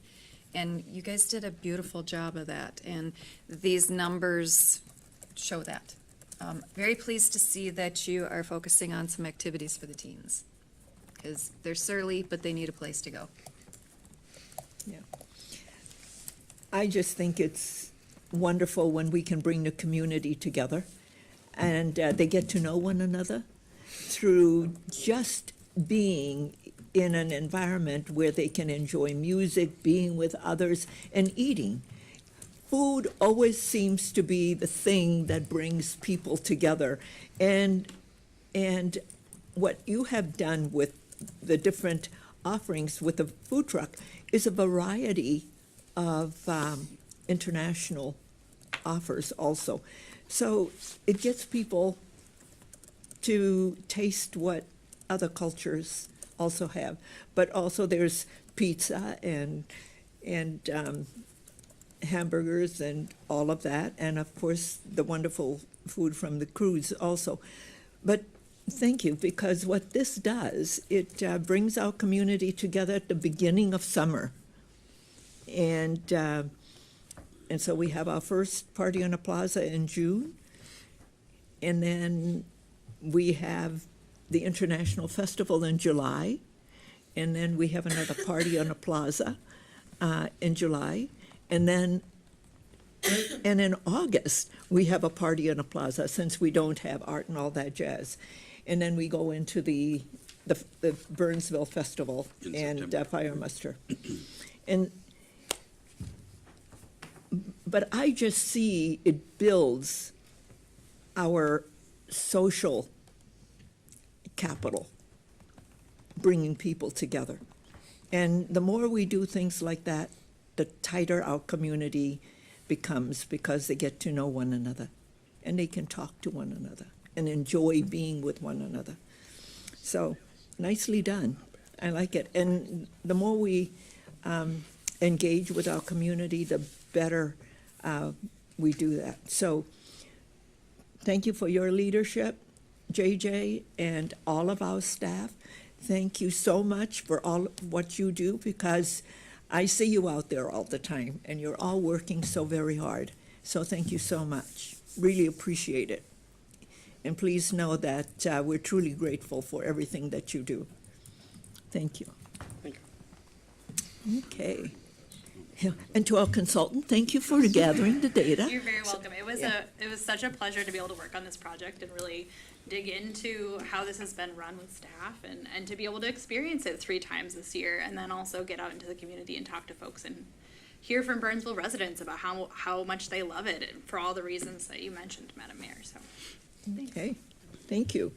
Yeah, so this was information and no action is required. Thank you so much. Thank you. And now we move on to Roundtable, and Councilmember Keeley, you wanted to talk with us about rental licensing process. Yes. This is something that came up with one of our longtime rental landlords. We recently introduced a test. I'm not sure when that was introduced, but a test for landlords to go through to help.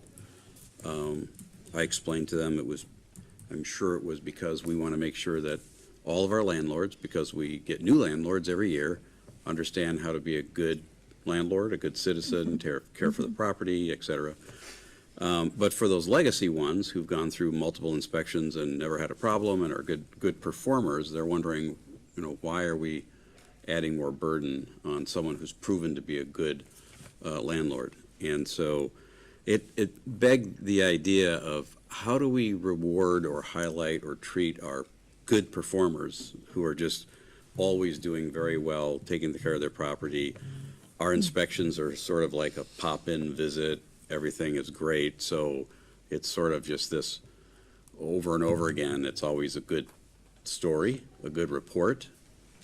How do we reward or highlight or acknowledge those folks and spend more of our time on the problem folks? And even, if there's costs. I brought this up back when the last time we talked about the rental license. I really was interested in trying to maybe not go back to, I think, Dan Gustafson's idea from many years ago where we had the recognition, right? So we had the STAR program. Yes, it was always the carrot, right? Program. We went with a total carrot, and then we got hit with some landlords that apparently weren't interested in the carrot. They were interested in running a slumlord organization. So many years ago, so we had to take drastic action. So it's like now we have this system where we go out and we go into every single known rental property, single or multifamily, whatever it might be.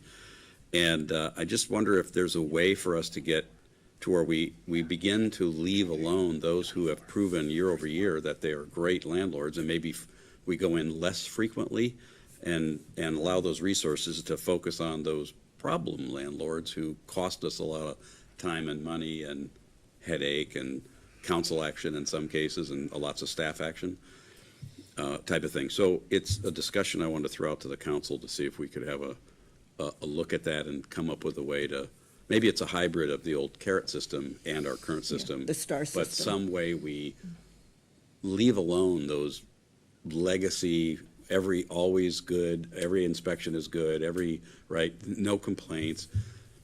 Do they really have to be going through the same process of a re-inspection every few years, just like the not-so-good players, right?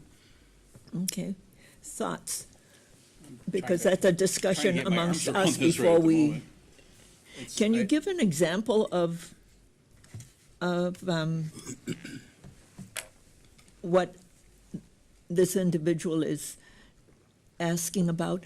Is it, well, let me ask the question of our staff. Do we go in every year, or do we go in randomly at different parts of the year? Madam Mayor, council members, we inspect every unit every 3 years. Every 3 years? Yep, So for single it's not family, every- it's once every 3 years. Multifamily, we inspect each address, but only a third of the properties. So after 3 years, we've hit every unit in that complex. Madam Mayor, members of the council, I would also add that the city's current ordinance includes annual multifamily fire safety inspections, which is. And that's necessary. Chief Gentleman's unable to be here tonight. He's traveling for a conference, but from a staff perspective, an incredibly important public life safety component of our code. Absolutely, especially in those Yeah, family. family units, right? So an example might be, so we have a wide variety, right? We have this one program, but you have single unit landlords. That's Like right, for our like single family. If I bought a townhome and rented out, so I'm a single unit, all the way up to these large complexes with 250 units in it, right? And the system seems to be looking at them the same. So let's say, by the way, just a quick question, when did we start that? I can't remember the year that Oh, we it's started the. been a annual while since we put that in place. Madam Mayor, members. Yeah. We did the. I'm going to go to the last city year. manager, and then I'll go to Travis. The most recent update that included the training requirement was brought to the city council through the code review task force in April of 2023. That ordinance amendment was implemented in 2024. When did we start the annual inspections of every 3 years? Oh, That goes boy. back 12 years, maybe 10 Yeah, years? it was, It was when we took away the carrot and started, we felt like we had to put an enforcement in rather than a carrot. and Chief BJ brought to us that we needed to do more because there was more violations. Yes. And there were a lot of public safety issues. And then there were issues that had to do with landlords that were not taking care of their property. If you remember, if we go back to the apartment building that we shut down over by Savage, Country Village. That was, The Lindals. yeah, that was how long ago? Was it 15? 2008, I think? 15? Was that right after? It was a long time ago. 15 years ago. So when we went Yeah, to Mary Sherry was proactive, on the right? council then. Yeah. What's Mary, yeah, Yeah. that's back when we went to proactive. Yeah. Right, Yeah. inspections and stuff, and, so it's been 15 years. So we have some folks that have, let's say, somebody has a single unit, somebody has maybe a 2-unit or a quad building, like let's say I own a quadruplex or a duplex, right? So I have and I've been doing it for 30, 40 years. Then we go 15 years ago to proactive, so we start these inspections. And then I think Councilmember Schultz brought up, let's maybe revisit that, make it on, still do the fire safety, which is critical, but do it on a different schedule. And so these folks are still part of that. And now we add this test, and now they're in their 30th or 40th year of being a landlord and never been cited for anything. They're perfect. And now we add this test on. What they shared with me is like, it's starting to feel like, sort of a heavy hand of government, but that's because they're looking at it through the lens of, I've been a perfect landlord for 3 decades, 4 decades, and I've been going along with all this, but why do you keep loading more burden on me? And so I tried to look at it through their eyes and say, okay, where does our effort really need to be spent? And it's on those that aren't like that person and many, many others, right? And so then I remembered the whole carrot system, and I thought, all right, we went from pure carrot to pure enforcement, and then probably pulled back a little on that, so we're not proactive, but we still enforce. Is there a way to insert a carrot back for all the good players and say, instead of inspecting their places every 3 years and walking in and going, another great job, Joe, Ben, whoever their name is, right? Thanks, and here you go. Maybe they go to 5 years or go to 6 years and we skip a cycle or something, because I feel like we're spending a lot of time and a lot of good players for nothing. Now, we need to check in once in a while, but I'm not saying we need to stop in inspecting until we get a call, but I think we need to reward them somehow, less inspections, maybe a star system or something like that. So the staff is really spending all their time in investigating or inspecting and dealing with those that are sort of chronic problem locations where every time they go in, they find lots of stuff wrong and it just never seems to end, right? So putting the effort and the emphasis where the need is and leave these good players, performers, to a little bit less of that same cycle burden. So You know is what I it mean? the inspections you're talking about every 3 years is cumbersome? Well, is it necessary? Like, how many times do you walk into? Managing properties, yeah, things can change a lot in a 3-year period of time. If the ownership changes, it certainly could change, Or but the ownership may have a financial difficulty, they no longer can keep up with things. There's a lot of different things that happen in that. I think if we ask staff, they could probably give us data on how many are repeat bring our inspectors in here. performers that are They'll great give you an and how earful. many are, problems. right? I don't know, sorry. I don't think every 3 years is very cumbersome for inspections. It's at all, really. It's. Vince, you, I don't know how much I'd be willing to flex on the inspection piece of it, but I could see maybe softening up on the test piece of it, although is this a pretty intensive test or is it more of a 10-minute? It's 15 minutes online, isn't it? Madam Mayor, Travis? council members, I took the test yesterday and passed with a 97%, I'm pleased to say. It's several YouTube modules that you can watch, and you can actually watch at an advanced speed. It takes about 40 minutes to go through it, take the 30-question test, and then get your certificate passing it. So it's a very light touch. And it's focused, well, the content has been developed by PD, fire, and neighborhood services. It's very focused on life safety issues only, and it's not very onerous, in my opinion. Do you only take the test once then, and then you have it, or do you have to redo it every now and then? It's an annual requirement. It's an annual requirement. Yep. Madam Mayor, council members, in addition, so we've only had this set up for a period of 1 year. The idea is that we would update information annually. So there's a couple of topics that property owners constantly are asking us about. And we would partner with fire and PD to develop that content. But marijuana usage in multifamily units, energy efficiency programming, and updated landlord-tenant laws are the three things that we've identified already since we've implemented this that we want to add to the content. So the idea is not only to provide basic training, but also new information as it becomes available and relevant for property owners. Okay, so this is pretty new. So what I would say is that see how it works. And since you've had the collaboration with fire and police and inspections. And I think it's pretty new, so let's allow it to move through and then come back and revisit it. Because it just sounds to me like it's something that they just implemented, and it takes 40 minutes. It's not onerous, doesn't seem onerous. But for me, it's about life safety issues. So I think if I was a owner for 4 decades of a rental unit or 2 or 3 units, and I had to go through, and I'm always operating perfectly, this just adds a burden that seems completely unnecessary. I think it's a little heavier than what's necessary, but that's just me.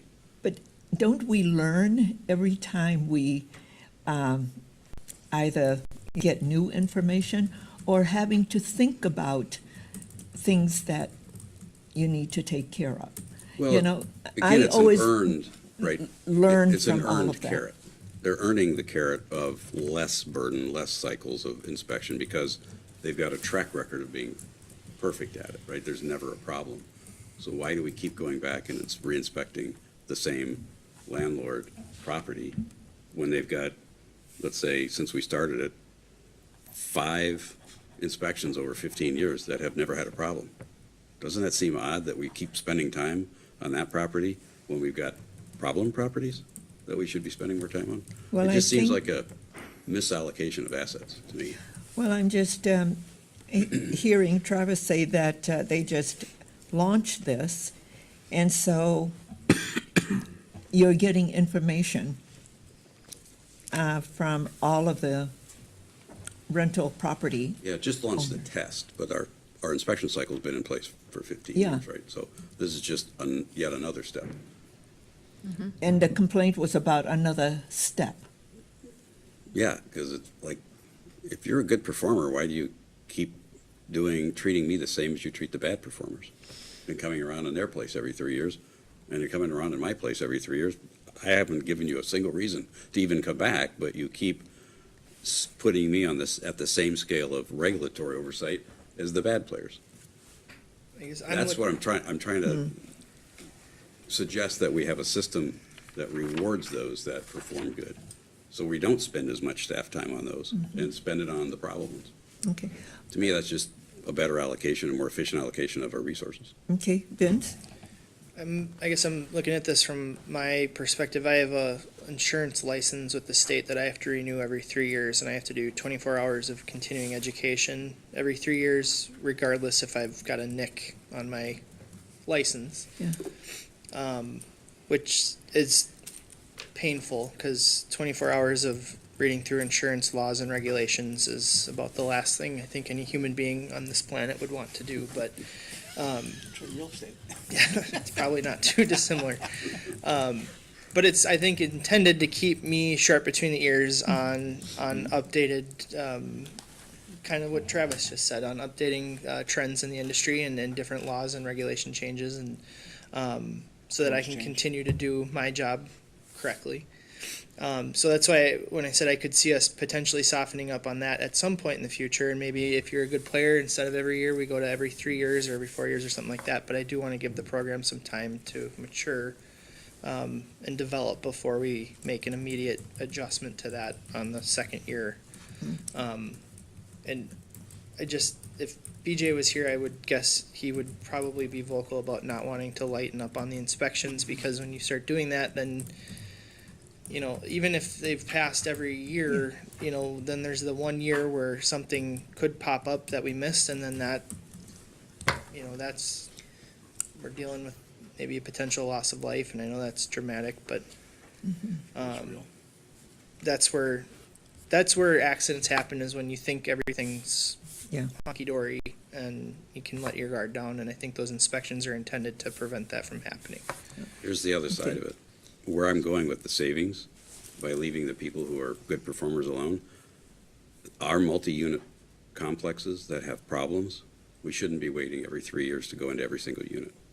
Every single unit should be, if they've proven that they are a problem, right now, our ordinance says we're only gonna do a third of your building. I don't think that's right either. If they're a problem, we should be going into every single one in 1 year to identify and vet all the problems. But our ordinance says every unit every 3 years. So some of these problem complexes we've had, we're not giving them the time that we should be because of the level of problem they are. And part of that may be, well, staff has to go through all these other units, probably hundreds of them, that they really don't need to go into, but they have to under our ordinance because they've proven they're good players.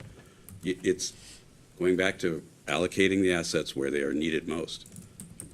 Our most recent problem complex, you know, that had a fire and fire safety, I mean, maybe we did go into all of them, I don't know, but yeah, just because that was a whole different scenario. But what if we discover another country village where there's problems? Are we just gonna wait another year to go into the other third?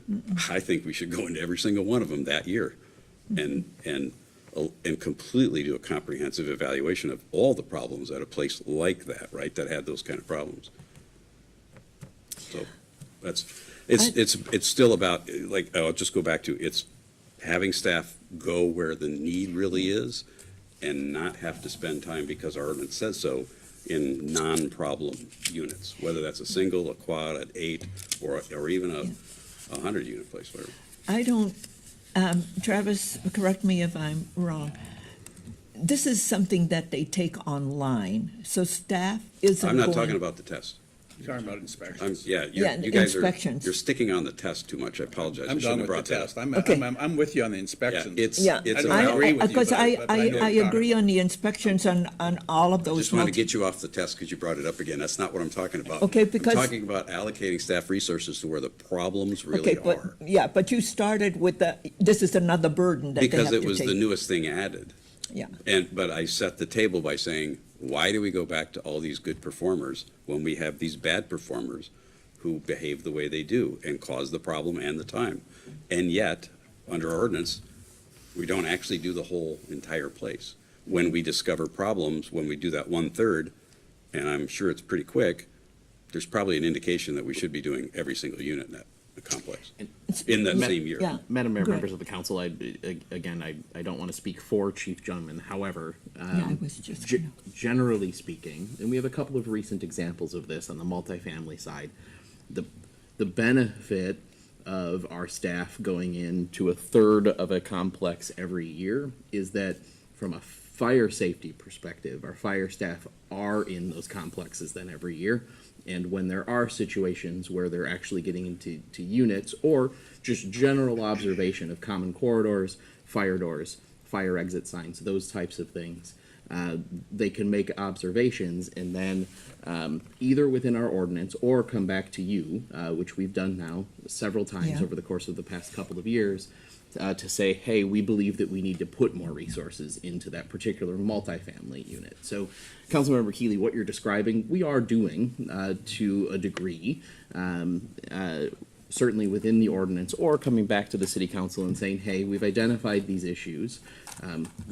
What would the city council like us to do with that particular issue? So some of that is happening, and again, that at least being in the building on the fire side of things, multifamily buildings once a year for a third of those units is helpful to inform our staff of where those issues might be coming up, to your point. Gotcha. So do we do all units when we see enough evidence in the first third?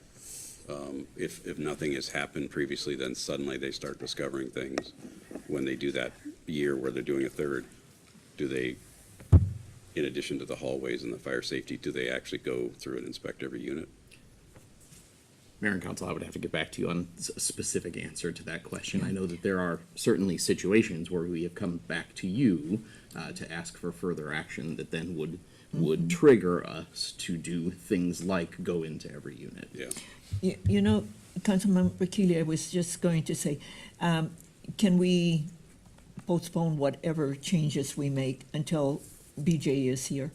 Because Sure. we can have that, this. Well, yeah, this we is have- just roundtable. roundtable. I'm just trying Yeah, to no, get I support understand. to like pull some data. Yeah. Maybe take a look at it. Yeah, for Or me, it's wait for about. BJ to come back. Yeah, And I want to remind everybody, we all agreed about a week or two ago that we're not going to take on any new initiatives this year, because it's going to take a lot of staff time to go over this whole thing.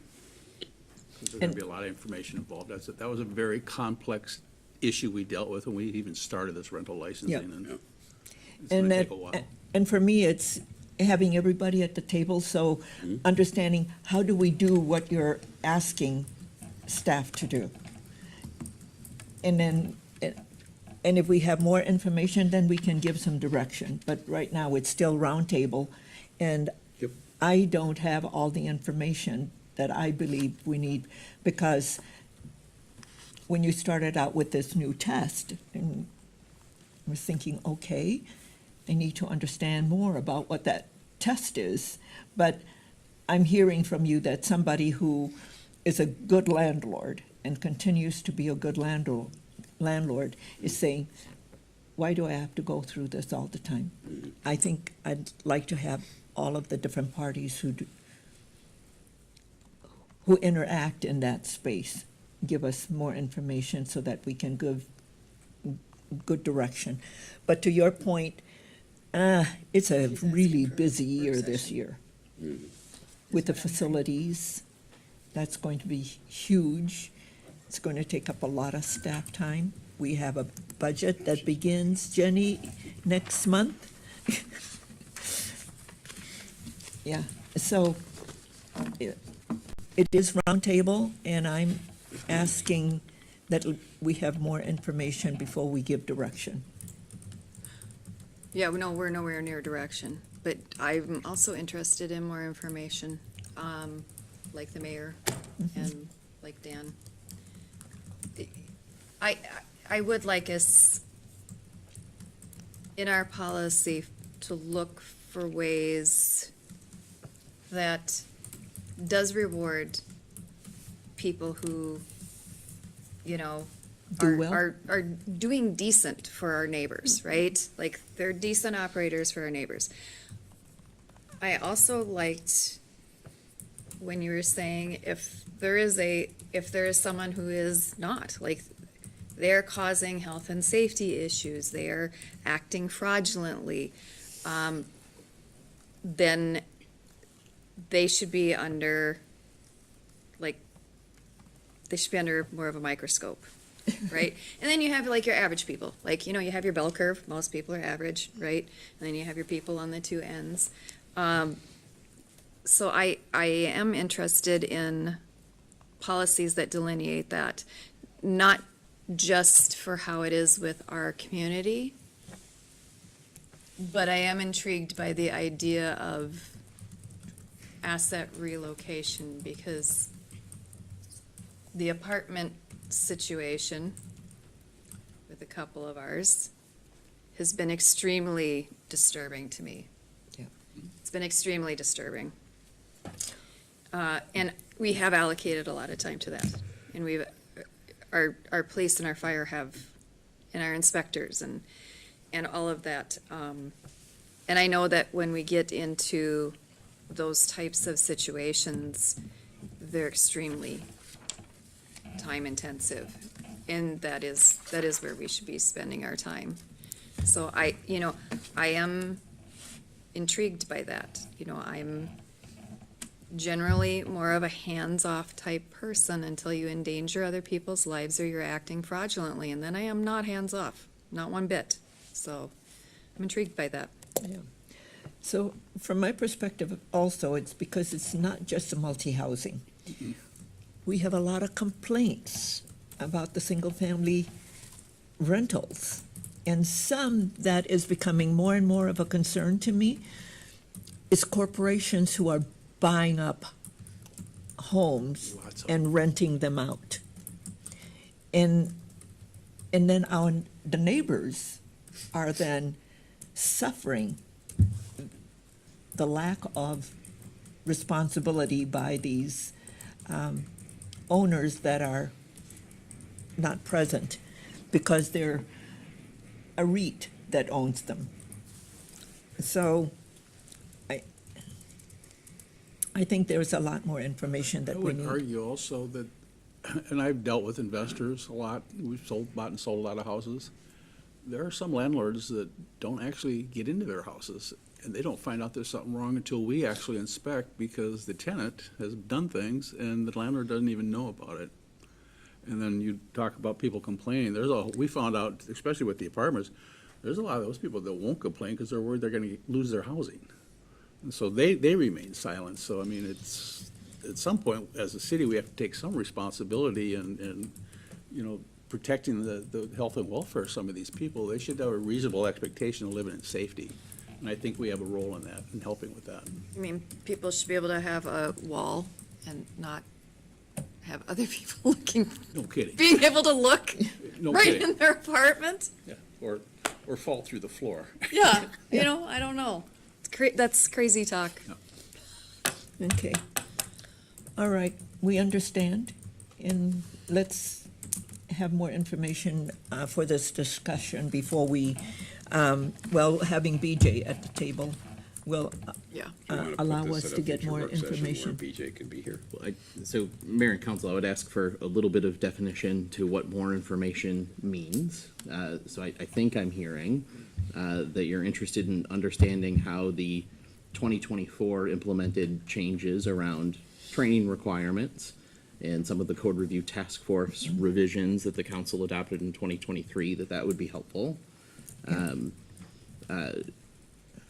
I'm also hearing that the request started from a single-family rental licensing perspective, but then there was some conversation on multifamily that it sounded like the council was talking about kind of how are we either equally or not equally applying standards across different types of rental licensing. And then I heard kind of a broad mention of a request for more information to be able to talk about either one or both of those items. Am I following you correctly?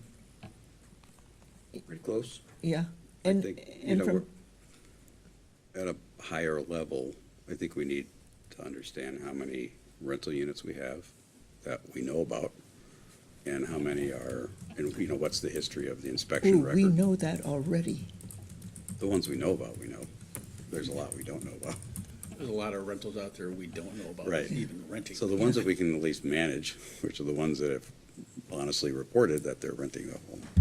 Yes, how many of those, based on the last 15 years, what's the record, right? How many good players do we have, and how many are chronic problems? And I think we need to somehow address the ordinance to give staff the ability, without coming back to council, when they go into a building and they find problems, that they do the whole building.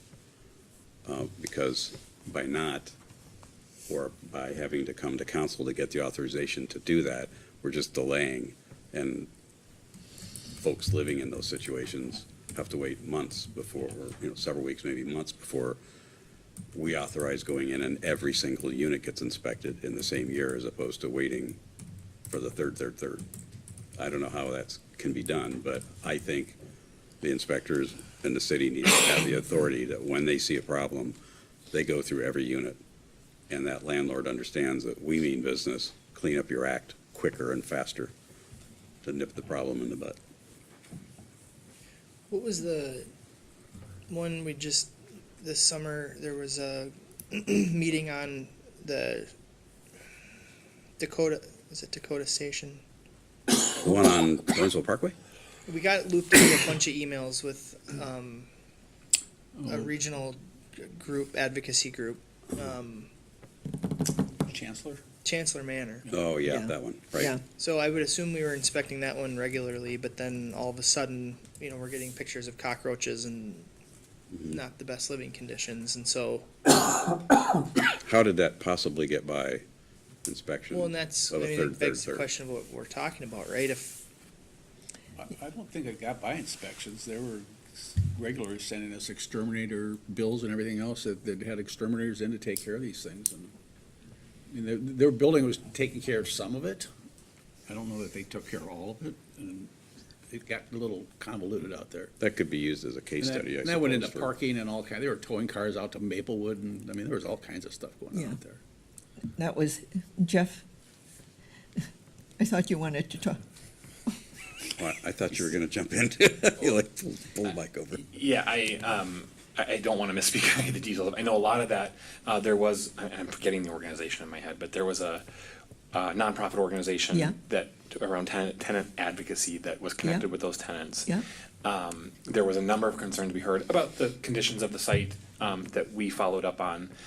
There was also a significant number of complaints about the tenant-landlord relationship and things like the towing and lease violations and all that. So that's why ultimately that nonprofit facilitated a meeting with the management company, the owner, and the residents of the building to help address, to help facilitate that conversation with the tenants and the landlord. has that smoothed out a bit since that? That I've heard, yes. Yeah, I haven't seen any emails in that in a long time now. Yeah, because it was between the advocacy group and the owner of the property of Yeah, I think Chance. there was more to do with the relationship there than the Yeah, actual there was, yeah, conditions. that was my read as well, Vince, yeah.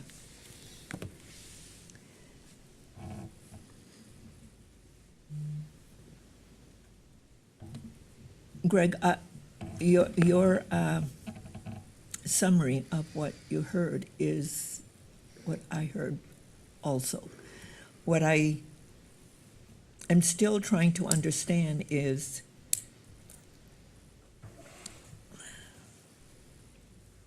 because you asked what more information. I mean, we have inspections every year, correct? Yeah, They're ongoing. huh? They're ongoing. Yeah. And so our staff is focusing on all of that. And I'm not sure what the problem is that we're trying to fix. Back to my original story. Yeah, it's about the system people that who are doing rewards well people who and, do well, so the resources can be spent on the problem people. yeah, and I'm trying to understand, our resources seem to be doing what they're supposed to be doing. At least that's my understanding. And, yeah. Because yours is an assumption that our resources are not being deployed effectively. Well, when we send people out over and over and over again to inspect places that always have a perfect inspection, and we have apartment complexes pop up like now and then pop up, it does seem to beg the question, are we spending our time on the right kind of places? How much time are we spending on those problem places?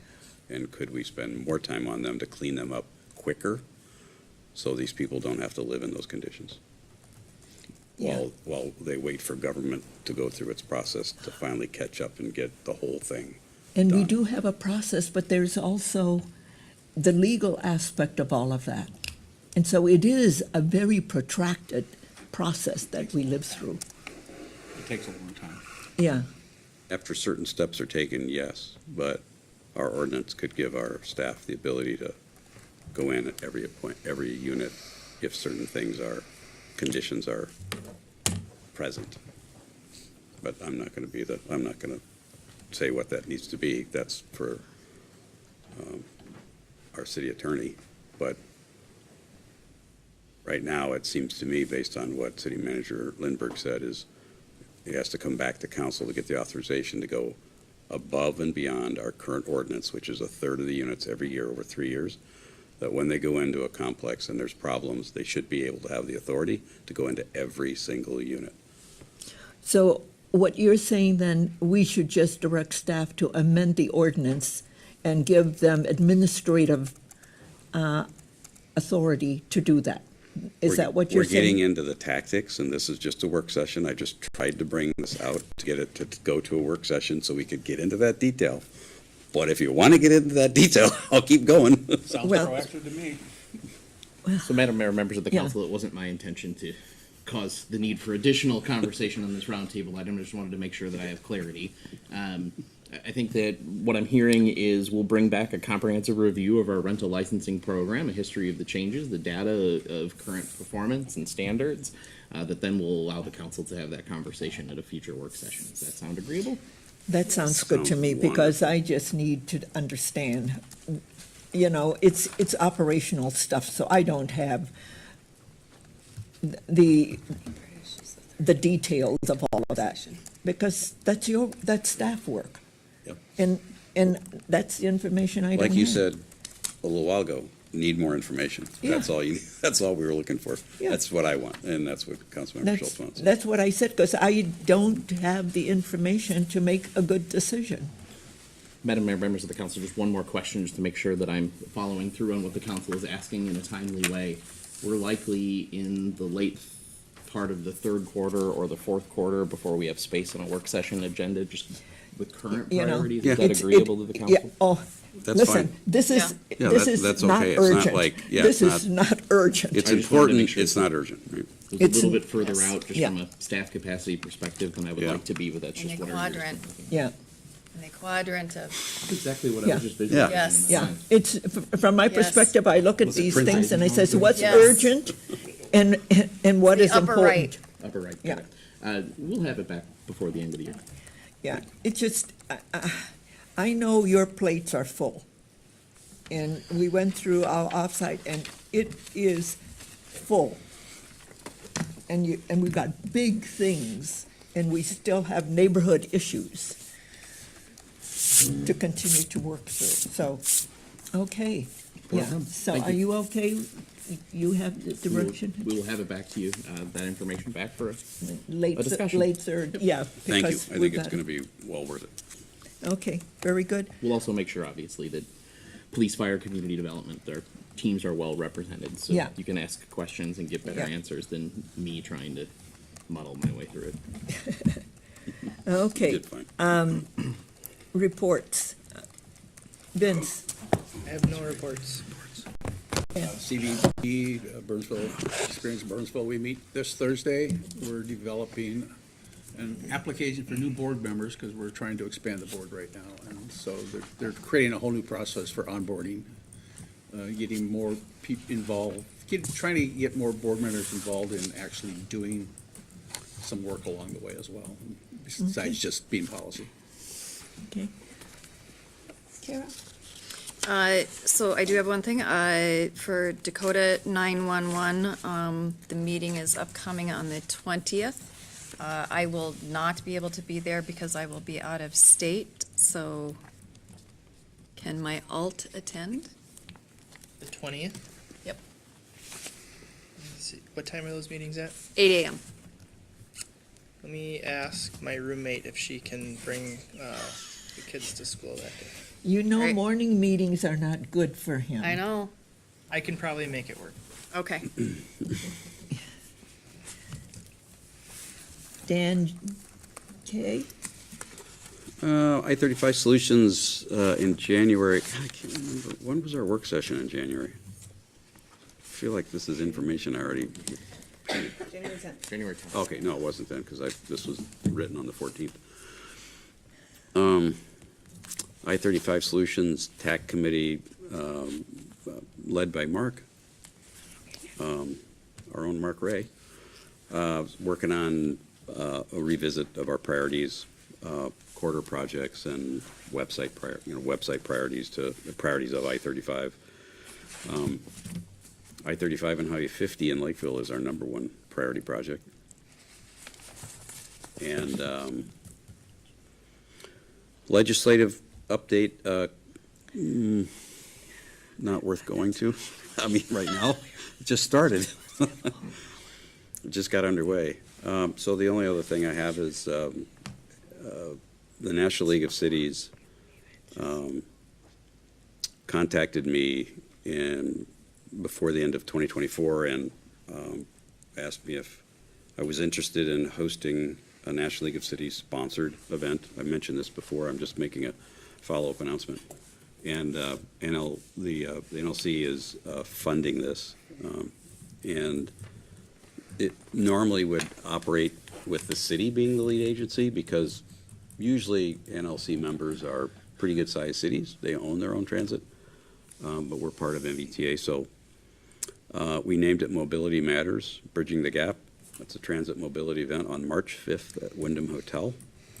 And we have expanded the invite list to include Met Council members, the school district leadership of 191, 194, 196, and 7, what's Prior Lake, 719 or something, 716? It's a different number. And various chambers of commerce covering the 7 cities that we cover. And so very excited to have a press conference at 1 o'clock. The conference is going to run from 8 a.m. till 1, and then a press conference at 1 o'clock, and we'll have our EJEST 100% electric minibuses on display.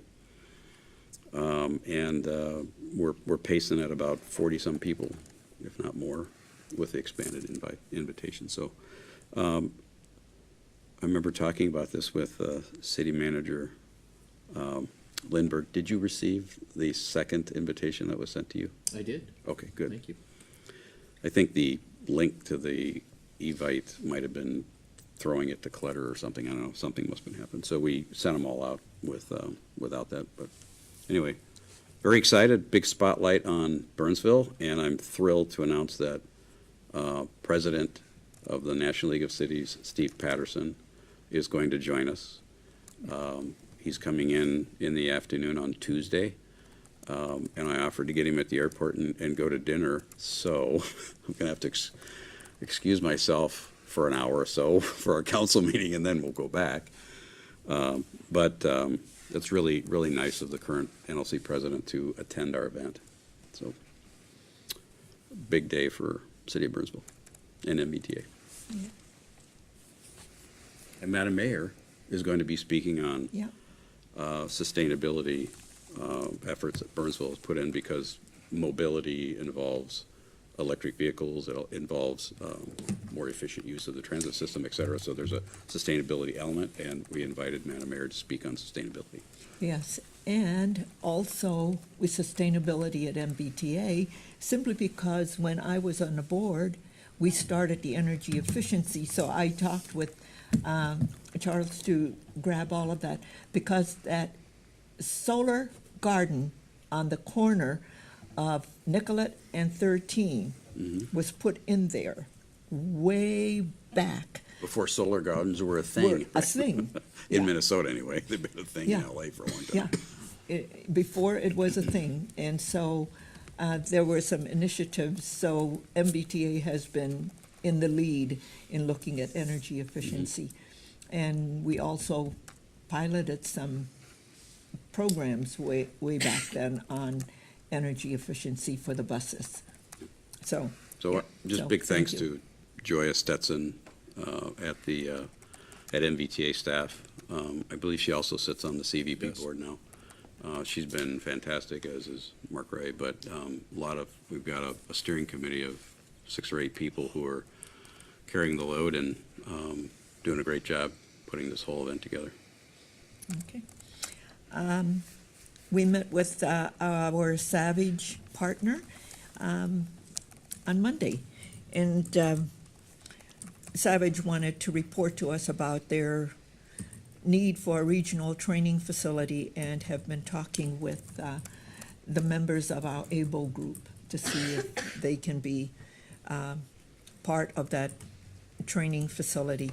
But that's a conversation that is continuing simply because they don't know whether they want it to be a full partnership or that they pay time to use ABO. Did I get that correct from what Brad has? And then the other was the water treatment plant.